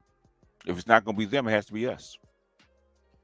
This is Dr. Neil, who is writing us from Nairobi, Kenya. Resist gynocentric colonization. He is writing us from Nairobi, Kenya. Tell me again how he's chasing white women. They're about as dark as you can get in Nairobi, Kenya. I'm telling you, chocolatey. And he sends me pictures. And you know, but what he's sending me are pictures of himself smiling, walking the streets, you know, sharing a drink with a lady. Like he's enjoying himself. He's not sending me a bunch of pictures of prostitutes. He is enjoying a space where he's received well, and the women in particular are expressing their femininity, and he's just able to soak it in. How exactly are Black men supposed to turn that down to be treated in hostile fashion? And it doesn't matter. But what were you gonna say? All people are supposed to go and seek what they're looking for, right? If they have the means. But nobody expected Black men to do it. And here's the thing. Exactly. Black men did not create signs and march the streets. They did not, create a campaign, even online. Yeah. A lot of people misunderstand the conversations black men are having online. This is the first opportunity we've had in decades to actually compare notes and discuss. Mm-hmm. You can do so freely online. This is something you couldn't do 30 years ago. As long as you got a smartphone, you can actually get online and participate in a discussion where you find men of like experience, men of like mind who can actually compare notes with you. But the thing is, these men are not determining where everybody should go. They're articulating where men are already going. Right. I'm here. I'm doing this. Yes. Now you do have brothers that say, "Oh, you know what? I haven't tried that country. Maybe I will." There is. I'm not saying the conversation doesn't have an impact on what people do, but I am saying that it's already been happening. Mm-hmm. I met brothers who were doing this in 1988, who were traveling for wives in other countries. Yeah. Yep. Before I even really, they were older than me, so before I really understood what was going on, these brothers were already making decisions. Mm-hmm. But it didn't become a coordinated movement that reached the mainstream till a few years ago. Yeah. Till right after COVID. Yeah. And all of a sudden, black men are colonizers. Mm-hmm. Word. That's what we are. Really? Yeah. Okay. That's interesting. Let me see here. Catch up on some of these super chats. So Pennsylvania says, Ronan said, majority of time when black men come to Dominican Republic, they date the dark-skinned women, even the Haitian women. Yes. Yeah, they do. Yeah. Okay. See, Danny says, of course, water seeks its own level. Me, myself, I'm just seeking my level. That's all. That's it. Yeah. There we go. Let's see. I think I missed one.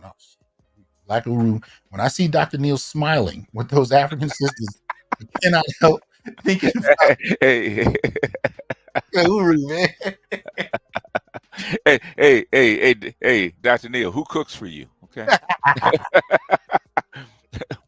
That should be on a t-shirt. Oh my God. And people dismiss it as you just want a slave. Look, I cook better than most women I've met, to be truthful. Mm-hmm. But that question will still hit me in the chest. Mm-hmm. You know what I mean? Because it's not about finding some type. This is how, this is characterized in the West, right? It's some form of slavery. It's actually about care. Yeah. It's actually about being somebody wanting to take care of you. They should use the word that they always use with me. It's called nuance, right? You hate that, huh? Use a little nuance when you hear that, okay? Yeah. Now all of a sudden, nuance doesn't exist when it comes. It never does. Now, when it comes to Jermaine, no, it doesn't exist. It doesn't apply.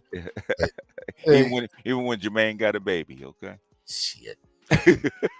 He said, when I see Dr. Neil smiling with those African sisters, I cannot help thinking about Denzel's brother Malcolm. Yeah, that brother's starving. Real talk. That's real talk, man. But this is what we're looking at. I'm actually really interested in defending black men's humanity. But here's the thing: I'm not trying to defend it, for the sake of everybody else.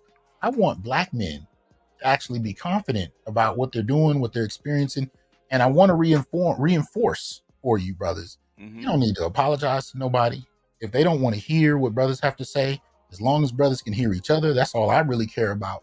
And I'm concerned that if we allow this dehumanization to seep in to how black men even interpret each other, it can be a problem. That's what I don't want to allow for. I don't care if other people like or hear what I'm saying. I'm not defending black male humanity for their sake. I want to make sure that brothers know when you come into this space, you're going to hear an affirmation for black male humanity. Yeah. That's what you're going to hear. I'm affirming black male humanity in the search, the choice to find what is peaceful for you.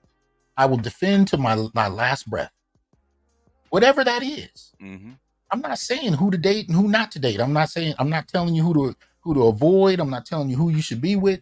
I'm telling you the search, that you being willing to engage in the search to find your peace. I can do nothing but salute it. I will defend it. Because these people want to malign and dehumanize black men who are actually trying to find their peace. And I'm blown away because I've seen a transformation. I've never seen black men this outspoken. And I've never seen black men this willing to travel the earth to find peace. Never. I've never seen it. And I support it wholeheartedly. The revolution is here.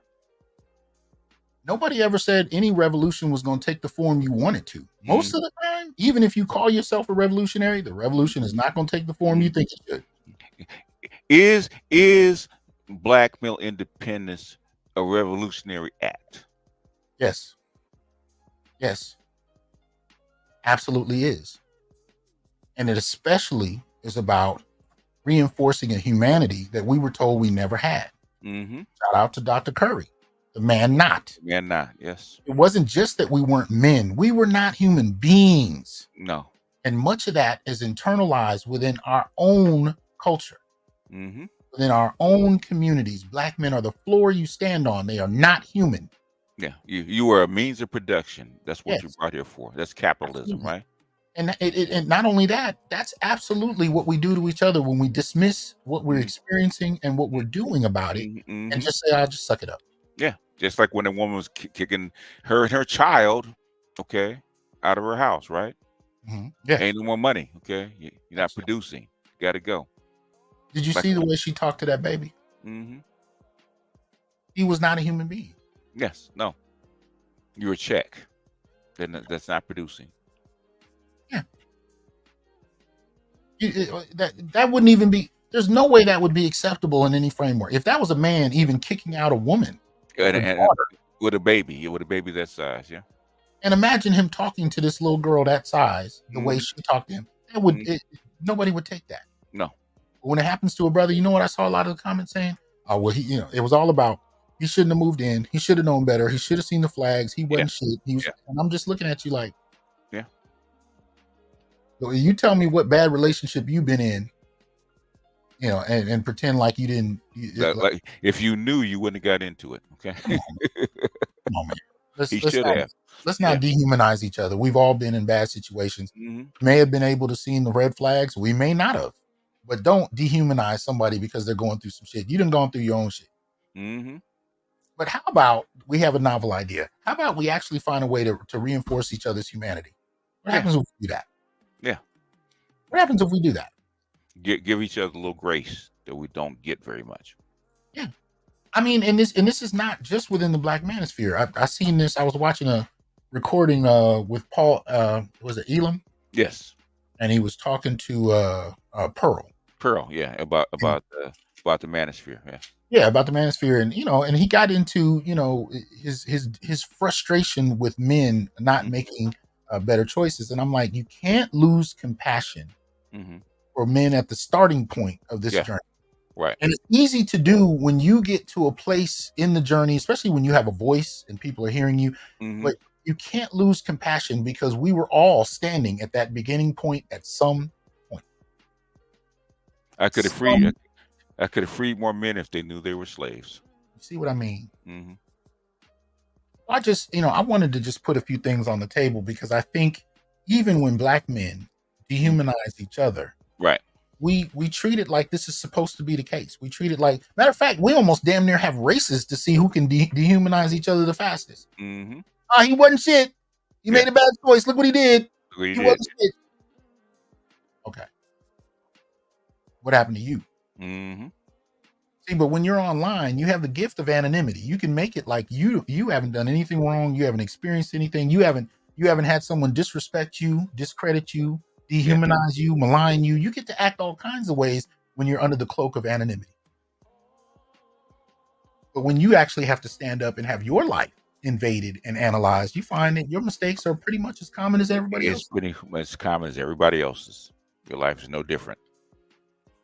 So I'm actually asking, can we actually try a different approach? What happens if we actually support one another?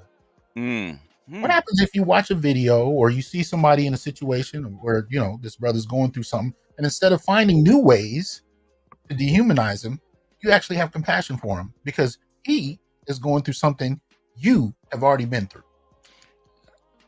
A revolutionary act, huh? What'd you say? A revolutionary act, huh? Tell me. So whether it's a panel of highly educated men finding new ways to dehumanize Black men, or it's anonymous brothers on TikTok who want to cut down a brother who's getting kicked out of the apartment. And I'm the first to say, it's not a good idea to live with a woman and you don't have a pot to piss in. I'm the first one to say, right. Yeah. But am I going to take that opportunity to dismantle him publicly so I can somehow look good? He should not, but what if he didn't have much choice? Okay, there we go. You got a bad deal is the only deal on the table. What do you do? Or it could just be a mistake, or he could just not have known. We've all been at that point where we didn't know. Mm-hmm. You cannot hold people responsible for what you know and they don't. But nobody asked the question. Okay, did anybody ask the question? Where was his mother? What's going on with him? What was going on in his life? What else was happening? You know, if it had been a man kicking a woman out with a baby, right? Mm-hmm. The question was, where's his daddy? Where's the baby's daddy at? Okay. Mm-hmm. Did they ever ask? Number one, he's with his baby. He's a grown ass man with taking care of his baby as best way he can, right? That's number one. Number two, where's the mother? But notice, go ahead. Yeah, where's the mother of that baby? That baby's small. Where's the mother of that baby? Where's it at? But notice what he said. What he said was his check didn't come through. Yeah. He didn't say he didn't have a check. He didn't say he hasn't worked. Yeah. He didn't say it. He said it didn't come. Yeah. How many of us have actually worked and been owed money, but it didn't come on time? Yeah. I can tell you, hey, look, I'm a tenured professor. I have had my check not come on time. And there were things that I could not pay when I planned to pay them because my check didn't come on time. Yeah. There's no flow in the cash. As they say, cash flow problem. There ain't no flow in the cash. It doesn't have to mean that, and there are some things that what I'm saying is there's a lot of reasons that go behind that can impact our decisions and our experiences. But if you don't allow for them, especially when it comes to others who are going through it, and you want to take the opportunity to kick them while they're down, as if it hasn't happened to you, I don't understand. Shout out to Dr. Neal, says we prefer bootstrap psychology over deep analysis. Thank you, sir. Sir? He's clocking them in, man. All right, Willie Mays. And I bet he's got his feet kicked up right about now. Relax, with a drink in his hand. Dr. Neal is chilling. I promise you that. He's chilling right now. Hey, Dr. Neal, tell him put your mama on the phone. Oh, man. So CJ Jackson says, you're exactly right, doctor. I constantly have to tell brothers on Facebook and Instagram to be more empathetic and sympathetic towards our brethren. Look, if nobody else is going to affirm black male humanity, why wouldn't you, if you've been through the dregs of the worst experience, if you can, and most of the brothers that are in this space have been through some shit. You didn't come here arbitrarily. Most of the brothers here did not have a 30-year happy marriage and they happened to run into the manosphere and say, oh, I find this interesting. Let me stick around. No, most of the brothers that have come into this space have been through some type of hell. You're the first to understand what someone else is going through. And instead of actually offering that brother advice, support, resources, or at least defending his humanity, the first thing you do is kick him and laugh so that you can look better to everyone else in the chat, which I find utterly idiotic. So at the end of the day, I'm just saying, in these kind of situations, we got to affirm each other. Shout out to Dead Set. I'm just now seeing what's good with you, man.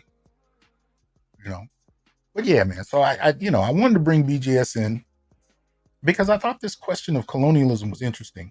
I haven't heard it a lot, but I have heard it mostly from black feminists. Yeah. This is the only group I've heard this from. I thought, you know what? We need to respond to this.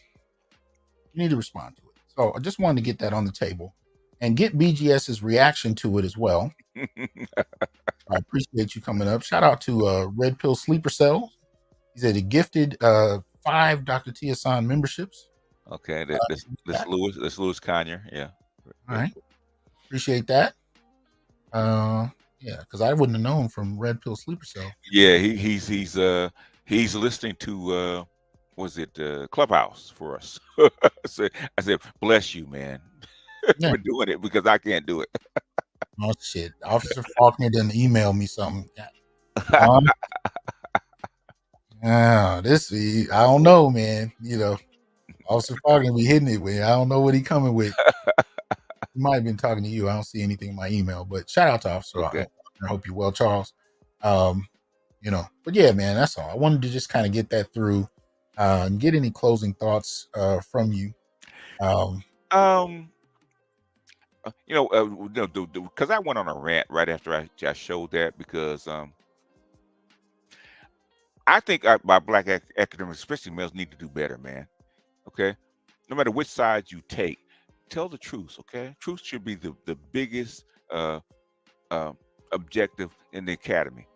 What is the actual truth, not which side to pick. I don't get disappointed by people like Dr. Ball and FD Signifier. Because we actually look up to you guys to actually give us the truth, and you're not doing it. So I'm disappointed. And I'm tired of being disappointed by people of his ilk. Okay, because you're rare, Doc. I mean, you are rare. That's why you're priceless in this space. You're willing to actually tell the truth as you see it, and no matter which way the chips fall. Okay, and that's rare. Man, I appreciate it. Check this out. So I Am Waffles asked if I'm familiar with the Pop the Balloon show. we just talked about it. Let me tell you, if you don't see me do a show as often as I have in the past, trust that I'm still listening. Yeah, still in the spaces. I still pop up in people's chats that are at all kind of levels. I listen to people that got 12 followers. I listen to people that got 500,000. I'm frequently in BGS's comments. If not, I'm just listening from the clouds. I definitely saw the pop the balloon, and between BGS and Dennis Sperling, I thought you guys, handled it head on. But absolutely. And the funniest thing, man, is when I saw the latest one with the plumber. Yes. First, before I even heard women coming at him, I heard men. Yeah. Oh, he's crazy. He's stupid. He's this. He's that. And I'm just listening like, wow. Because when you actually just watch the show, what did he actually do? That was some type of crime. What did he do? He just met them at their energy, right? And guess what he always called them? Queen. Right? Or ma'am. Okay. Oh, ma'am. Yeah. He never raised his voice or said anything out of their call him out of their name. Okay. Call him Queen. What do you do? There's one thing we guys put on the t-shirt. You're not qualified, Queen. Okay. So I'm gonna get qualified Queen and get a circle with an X over it, right? You're not. Let me see. So I guess so. Big Mo says, "Can you pull 100,000 out the bank?" So I don't know. In other words, the woman that challenged him said that he wasn't worthy. He was unemployed. He wasn't making any money.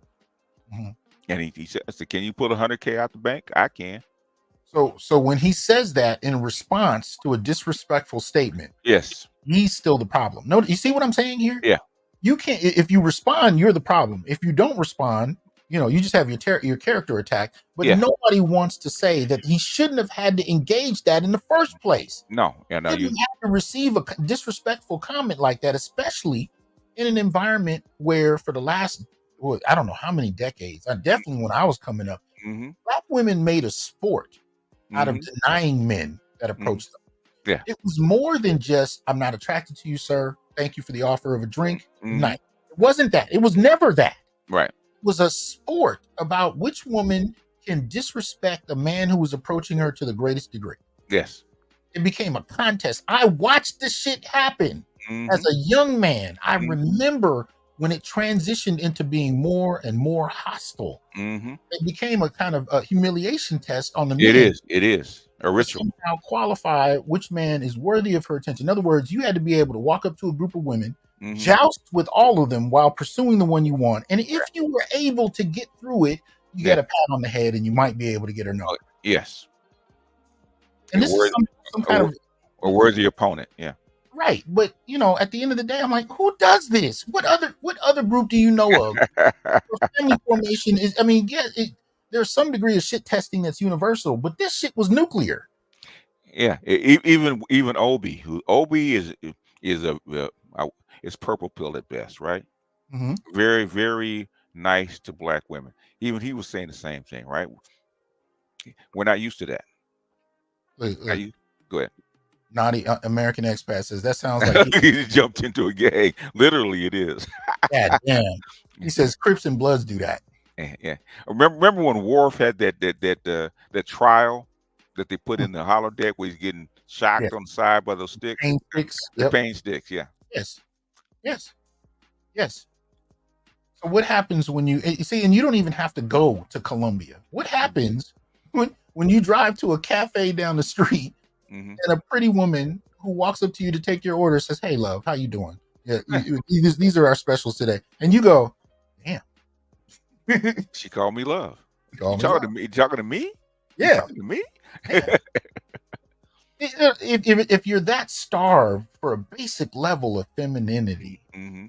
why exactly does that somehow become a problem of, something that you cause? Why, you know what I mean? At the end of the day, if this is the ritual that you're going to have for Black men to Mm-hmm. pursue you, and they decide to go elsewhere where the response is much different for far Mhm. less effort, Mm-hmm. and their humanity is actually able to be engaged with far less effort, how Mm-hmm. exactly do you blame him for that instead of making a better product of yourself? That's the question. And that's what they call you weak. Okay, you're soft. You're weak. You're lame. You can't handle it. You can't handle a real woman. You can't handle me. How many times have you heard that? Hey, at the end of the day, you can keep playing that game if you want to, but the thing that happens with games like that is the environment always changes at some point. Mm-hmm. And if you can find a better option that costs a lot less, Mm-hmm. and you're able to get what you're actually looking for, Yeah. not just have a pretty woman on your arm, but actually have somebody that engages you and likes you Mm-hmm. and is willing to, and if you're not prepared to compete with that, Yeah.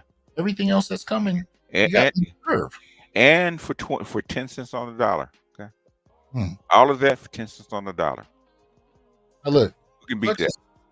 Clutch and Stick is pointing out a Robert Townsend. Now, Robert Townsend was popular going back to the late 80s. He was one Yeah. part of Richard Pryor. Anyway, I'm not Richard Pryor, the damn near Eddie Murphy era, but Yeah. Robert Townsend, he says, did a joke about it. Black women turn you down in slow motion. No, I'd never talk to you. I remember I had a woman I was dating, and I was having these conversations with her about nuclear, dismissing men. Yeah. And we broke up, but for that time we were still cool. And she told me that a man had approached her, and she wasn't interested, and she just said, "No, thank you, but it's nice to meet you." Or she said something along the lines of, "No, thank you, but I appreciate what it took for you to walk across this club Mm-hmm. to come ask me if you'd buy me a drink." And she said he walked away smiling. Mm-hmm. She was elated that she had done this. You know what I mean? Because it had never clearly crossed her mind that she could turn down somebody without disrespecting them. You know what I mean? And so when she did it, she was telling me about it. Like, I did it and I was nice and he was nice, and I was just like, this is fucking ridiculous. I was like, oh, I'm glad. I applauded her because I wanted her to keep doing it. But in my head, it's like, I actually have to teach you how to turn somebody down. How to be a human being for a change. Yeah. I've had women approach me that I wasn't interested in. It wasn't a nuclear sport to embarrass her and tear her down. Mm-hmm. Okay, honey, appreciate it. Nice to meet you. Keep it pushing. It doesn't have to be any more than that. But in our community, it's a goddamn sport. Shout out to Dead Set. I can't handle a grizzly bear either, but it doesn't make me any less of a man. So anyway, Donnie, shout out to Donnie, says it's like Donkey having to placate the dragon. Oh, that's hilarious. That's true. I remember when I first saw that, I was like, why is this familiar? I feel like I understand his plight right now. Yeah, he did it with such skill, right? Oh man. Whoa, hey. You obviously a black man. Donkey got skills. Okay. Oh man. Anyway. Damn it. I appreciate you coming through, BGS. Thank you, man. You're hilarious, Doc. These brothers in here got Donkey. That's a good one though, with Donkey and the dragon. Okay. That was real shit though. It really was. She started blowing smoke at him. He's like, "Whoa, whoa, hey, slow down." call emotional labor here. Okay. That was some familiar shit. That's all I can say. That was some familiar shit. Well, you must have, Doc. He must have taught you a couple of lessons, Doc. He's been Oh, doing this for years. Okay. man, I could tell Donkey what to say in that situation. I mean, look, man. Attraction is all kinds of all over the place, man. Attraction is all over the place. You haven't answered the question, Doc. Who cooks for you? Okay, in Kenya. Yeah, there you go. Supporting our space. Peace, Doc. BGS. Hey, man. Shout out to Dr. Neil. Hey, salute, man. You're doing the thing. Yeah. Feet kicked up. Enjoying your time, man. I'm going to holler at you when you get back. I got to hear the stories. I'm going to tell you, man, one of the things, whenever I talk to Dr. Neil, when he gets back, there's two things I hear in his voice. I hear a level of peace. Now, I've known this brother for several years before he started traveling. I've never heard this much peace in his voice when he comes back, and disappointment that he's back. I know how he feels, right? Gotta put that heavy coat back on when you get back in the United States. Okay. And he'll tell you in a minute. He'll be like, you see me with an American woman, I'm holding her for the police. He is not. She could be dead gorgeous. He's just oblivious to it.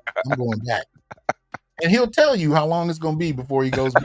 Like it's planned. It's dated. He might already had a ticket. That brother, he comes back more. And this is one of the things I notice most about brothers who travel. When I hear them when they come back, the peace in their voice. Now I'm not saying this is always the case. These are the brothers that I talk to. And they actually come back at peace. Yeah, I mean, it's different. You don't have a foot on your neck for a change. Interesting. Hey, and I'm talking about brothers that are all over the SMV spectrum. They're not rich, but they're actually at peace. And they'll come back and tell me about conversations they had in the airport, conversations they had sitting at a cafe. They're telling me about a peaceful experience. And for us, man, you don't really realize how much turmoil we tend to live under until you don't have to carry it. Yes. You know what I mean? Anytime I walk into a building, I'm looking at ways to get out, exit signs. I'm looking at where to sit. I'm looking at where to face. I'm constantly thinking about how I'm presenting myself. I'm wondering, there's constant. I can't remember the last time where I just was at peace and just enjoying myself. It's a constant thought. You can't even be out in the middle of the woods with nobody around and not worry that somebody's looking at you. Hey, man. In America. Hey, man. Hey. So, to you brothers that are traveling, keep your head on, And I wish you the best. I know anything can happen at any time. I'm not saying that these trips are not without their own dangers, but I am saying if you found peace out there, man, I salute you. And if you found peace here, brothers, I salute you. Wherever you find it, I don't give a fuck where it is. But I really want Black men to be at a place where we could actually support each other, finding it wherever we find it. I don't give a damn where you find it. I'm at that place in my life, man. I really don't. No. I really don't. And who you find it with. I don't care if you think this cat's lady is unattractive or this or that. I don't care. If he's at peace, salute that man. Yeah. That's all I can tell you. Salute him. Because for a Black man to find peace, even growing up, I never saw it. I'd never seen it. No. I really never saw it. Endurance and suffering. Yeah.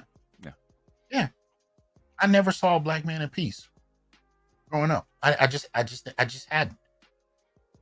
And so when I find this era where Black men are looking for it, I don't care where you find it, bro. Find it.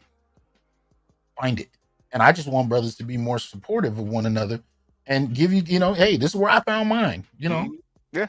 May not be where you find yours, but shit, find it. Something. Shout out to Malika. He says, Doc, Black men are more safer with the bear. or a dragon. Grizzle. What? That's it. Or as we say, grizzle. Oh man, we done for the night. Right. All right, but shout out to BGS for coming through, man. Appreciate it again. We needed it. Needed to have this conversation, man. So thank you for that. Oh, no problem, Doc. Because my level of frustration. Go ahead. No. Go ahead. No.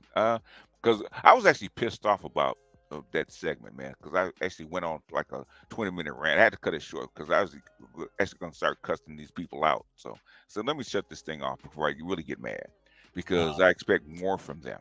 I do. Yeah, it's ridiculous. It's ridiculous. Yeah. So and I know they know better. That's the problem. Yeah, they do. And we just have to be able, we actually have to make it common that we be a resource to each other. And that, that can mean, whether you're helping other brothers monetarily, or it can mean structurally, it can mean policy based, or it can simply mean that even offering a voice of counsel, even on a video, even in a comment section, man, we really don't seem to know how to do it. And black men almost compete with each other to see who can tear other black men down to the greatest degree. Let's stop this shit, man. Humiliation rituals, right? Stop this shit. Life is too short for fucking humiliation rituals, man. Find your peace and support brothers doing so. For other brothers to do it. Suggest it. If you see a brother in turmoil, suggest he find his peace, man. Give your story. But we got to turn this to another direction. That's when I saw the balloon pop the first time. I said, "This is Tuesday, okay? The trash needs to go out." Okay. That's what I saw. I said, I tell you this about the plumber. I said this in your comment section. I said, I think this has become another black masculinist turn. Yes. Because you had a whole, at least 10 women. Yeah. Right? Yeah. At least 10. Yeah. And they were, they were lovely or whatever, but the brother had his shit together. Yeah, he did. In shape, had a job, was doing well monetarily. He was a handsome brother. He got a mouthpiece on him. Yeah. He was confident. Yeah. Now, these are all the things that we've been hearing women say they wanted for decades. Yeah, he had swag, confidence and swag, and money. Okay. And a job. Yes. He was legal as far as we know. One woman didn't pop her balloon. This is what I'm getting down to, though, right? One woman didn't pop her balloon out of 10. And I'm just saying, this sport of dismissing black men has become so common. I think girls get on this show to do this. Yeah, they do. And women try to live this out in real life and wonder why fewer and fewer men are even bothering. Tell me how that brother is treated in Brazil. Yeah. Colombia. Yeah. Ghana. Kenya. How is that brother treated? Even in China, basically the BBC is in demand in China right now. Hey. And we're just talking sexually. What happens when the brother's intelligent?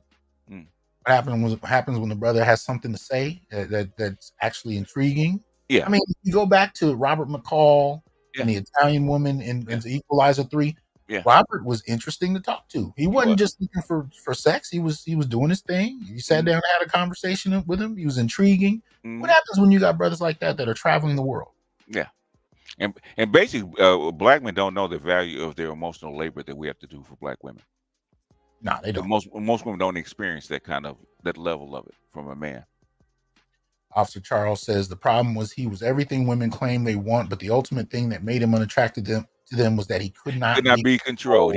He wouldn't bend the knee. Yeah, that's what they're saying. All of them saying that he won't bend the knee. What did she say? It's not what you said, it's how you said it. Right. But did any of them give a damn about how they spoke to him? No. See, we're comfortable receiving disrespect. It's the order of things, as they say, right? Remember that? It's the order of things. But men are rejecting the order. And I'm talking to men who've never even heard of the manosphere. Have been rejecting the order. And people want to understand why, but they don't want to hear why. They want to hear it on terms that suit their ego. And men are withdrawing from providing that emotional labor of telling you what you want to hear in a way you want to hear it. They're done. And more men are done. Yeah. Let me see. What is this? Ghetto user says facts, Doc, because I thought the same thing. Women get off on just what we saw. Yes. Oh yeah. I've heard this all my life. Like Doc says, we've heard this all our lives. Right. Like women will brag to each other who can actually top the rejection story. Okay. I got one better than that. Okay. The only thing I hear them bragging about more than rejection stories is how many proposals they've gotten. Yeah. Oh gosh.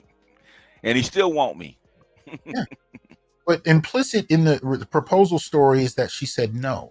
So there is still a form of rejection. Yes. It's a proposal simply because she never said yes. Yes. But collect proposal stories. And I'm just like, this is ridiculous. I've never heard of another group that gets pride out of either disrespecting men who approach them or telling them no when they ask to marry them. Never heard another group more proud of that. Okay. They'll get to a point where brothers stop asking. And they have other places to go where women will more likely say yes. Then what? Then what? Yeah. Is those same men's fault again? Okay, well, all right. What if it has to be? It has to be. Okay. You know what the coldest point in this back and forth that black men and women are having? What is it? When black men withdraw entirely and stop explaining. See, the thing is, they've come into spaces where we're talking to each other. Mm-hmm.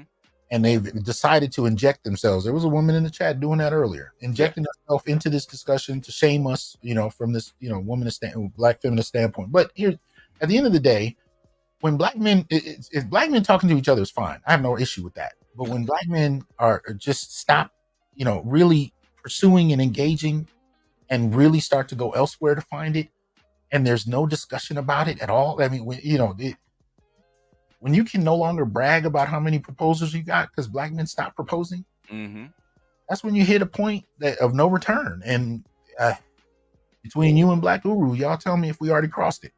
I think we crossed it already, personally. I think Passport Bros was a signal that we're done. And all the scheming tactics in the world no longer work. Doesn't work, yeah. They actually makes it increase. They made the Passport Bros payment. You kind of went in and out. I didn't hear you. What'd you say? I said that they've kind of increased the number by trying to shame us. I said, okay, if it's a bad thing, then it must be good. Let me go try it. Yeah. Well, I mean, when you see more and more women celebrating the balloon popping show, it's like, you know what? Again, that's why I call it a black masculinist turn. It's a moment where men go, whoa. Yeah. And one guy in the chat says you should mix the Klingon ritual with the balloon pop. Instead of using balloons, use pain sticks. Okay. It's sadly appropriate. It's sadly appropriate. It's the same thing, right? Yeah.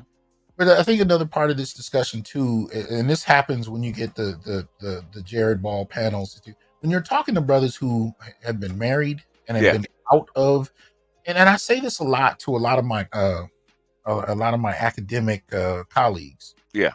I used to have elders who have been married for 30 plus years who would come in and try to make comments. And I'd be like, look, sir, let me explain this to you. I was married for a decade. I can tell you when I was married, I was oblivious to what was going on with single people. You're not really going to understand this space until you have to. And trust me, you don't want to have to. But if you have to, you will realize how truthful it is when you are out there. Yeah.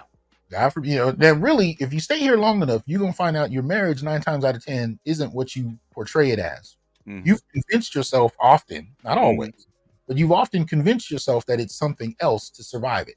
Yes. Come in here happily married, or what you think is happily married, you're going to start to see things you never paid attention to before. It's going to disrupt what you're doing.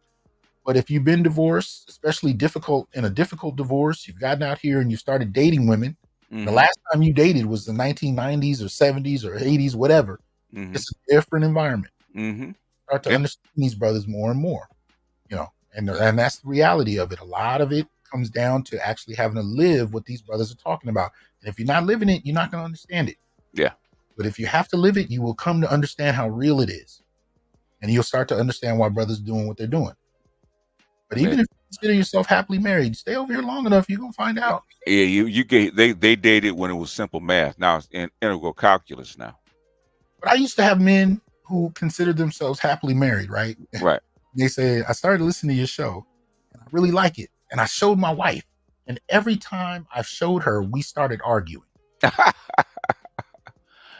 And I tried to tell them, I said, it's not because I'm trying to destroy your marriage. It's because I'm calling attention to things that you've gotten used to and maybe you should know.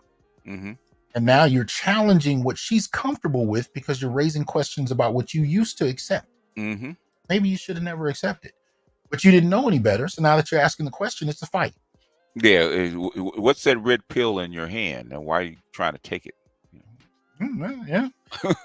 When it starts with justifiable questions like, maybe I don't like the way my wife talks to me.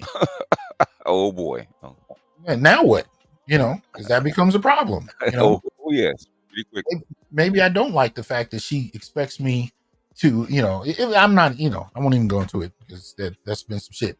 But I'm just saying it will force you to ask new questions, even about relationships. It doesn't have to be marriage, even about relationships. I've had plenty of couples who listen to my show, and the guys will tell me, man, I get so excited about this and I want to share it with her. But every time I share it with her, we end up in a fight. Yeah, you end up in a fight because you done started to see things that you don't like. And you were not supposed to not like them. You were supposed to accept them. Yeah. Yep. And this is a mirror that you're showing her. And she doesn't like the way she looks in this mirror. Look at this. This Breen said, been married 34 years, but I keep this show as a secret intel. A wise man. This is Fight Club, okay? Don't talk about Fight Club. Don't talk about Fight Club. Yeah, it doesn't have to be that way if you got a woman that, you can understand it, but if you're talking about someone that comes straight out the gynarchy, it's going to be a fight. Yeah. You have differing philosophies that are coming to bear. And we often underestimate how much of a philosophical shift this is that's going on. Yeah. And it's not happening because of the manosphere. It's happening anyway. Yeah. It's happening anyway. Mm-hmm. That's the only reason I ran into BGS and a number of other you brothers. We were going through shit trying to understand it. Mm-hmm. We didn't come here and make this up just for a reason to cause disruption. And contrary to what people say, to get rich off YouTube, bullshit. We were talking about things we were already experiencing and raising questions about. It's the Matrix. Matrix analogy is a cold one. That's why it's red pill. It's a Matrix analogy. Yeah. You wake up. This does not look like reality. So, man. OG says, watching from work. Shout out to you, man. Hey, OG, what's going on, man? But yeah, man, it's a cold game, but this is where we are. And, I salute you, brothers, finding your peace and your humanity wherever you find it. I urge you to support each other more so that we can actually find create our realities in peace, man, with some kind of affirmation from each other. If we ain't gonna get that, then what the hell are we doing? So I just wanted to put that on the table, something for consideration. But y'all have a good night. Again, shout out to BGS. And I'm gonna pull you down and close this out, man. Okay. Anything you want to do before you bounce? No. Basically, what did Agent ask Neo? Why, Mr. What must you persist? Right? What do you say? Because I choose to. Okay. Do it because you choose to. Don't listen to them. Right? Persist because you choose to. Absolutely. Yeah. Absolutely. Appreciate that, man. All right, Doc. All right, man. Peace. Y'all have a good night. Hope y'all are well. Give me your comments in the comment section about what you thought, what we missed, what we didn't, what fit with you. Tell us about your life and what's going on. But at the end of the day, man, support each other, advocate for yourself and find your peace, man, wherever you find it. I don't give a fuck where. Find it. Peace. I am here to tell you, brothers, we are not criminals by birth, perennial rapists, incapable intellects, man-children, sperm donors, child support wellsprings, success objects, walking phalluses, ATM machines, lottery tickets, unintelligent henchmen, valueless assassins, pro bono mercenaries, unpaid bodyguards, interchangeable stepfathers, child discipline proxies, unpaid repairmen, workhorses, emotional tampons, or any other socially accepted dehumanizing stereotype. We are thinkers, inventors, innovators, leaders, fathers, and men. Embrace your humanity, know your worth, and extend your time, attention, and resources only to those who genuinely respect you. And remember, your worth is not defined by meeting other people's narcissistic and selfish and unrealistic needs. You define your worth. Peace.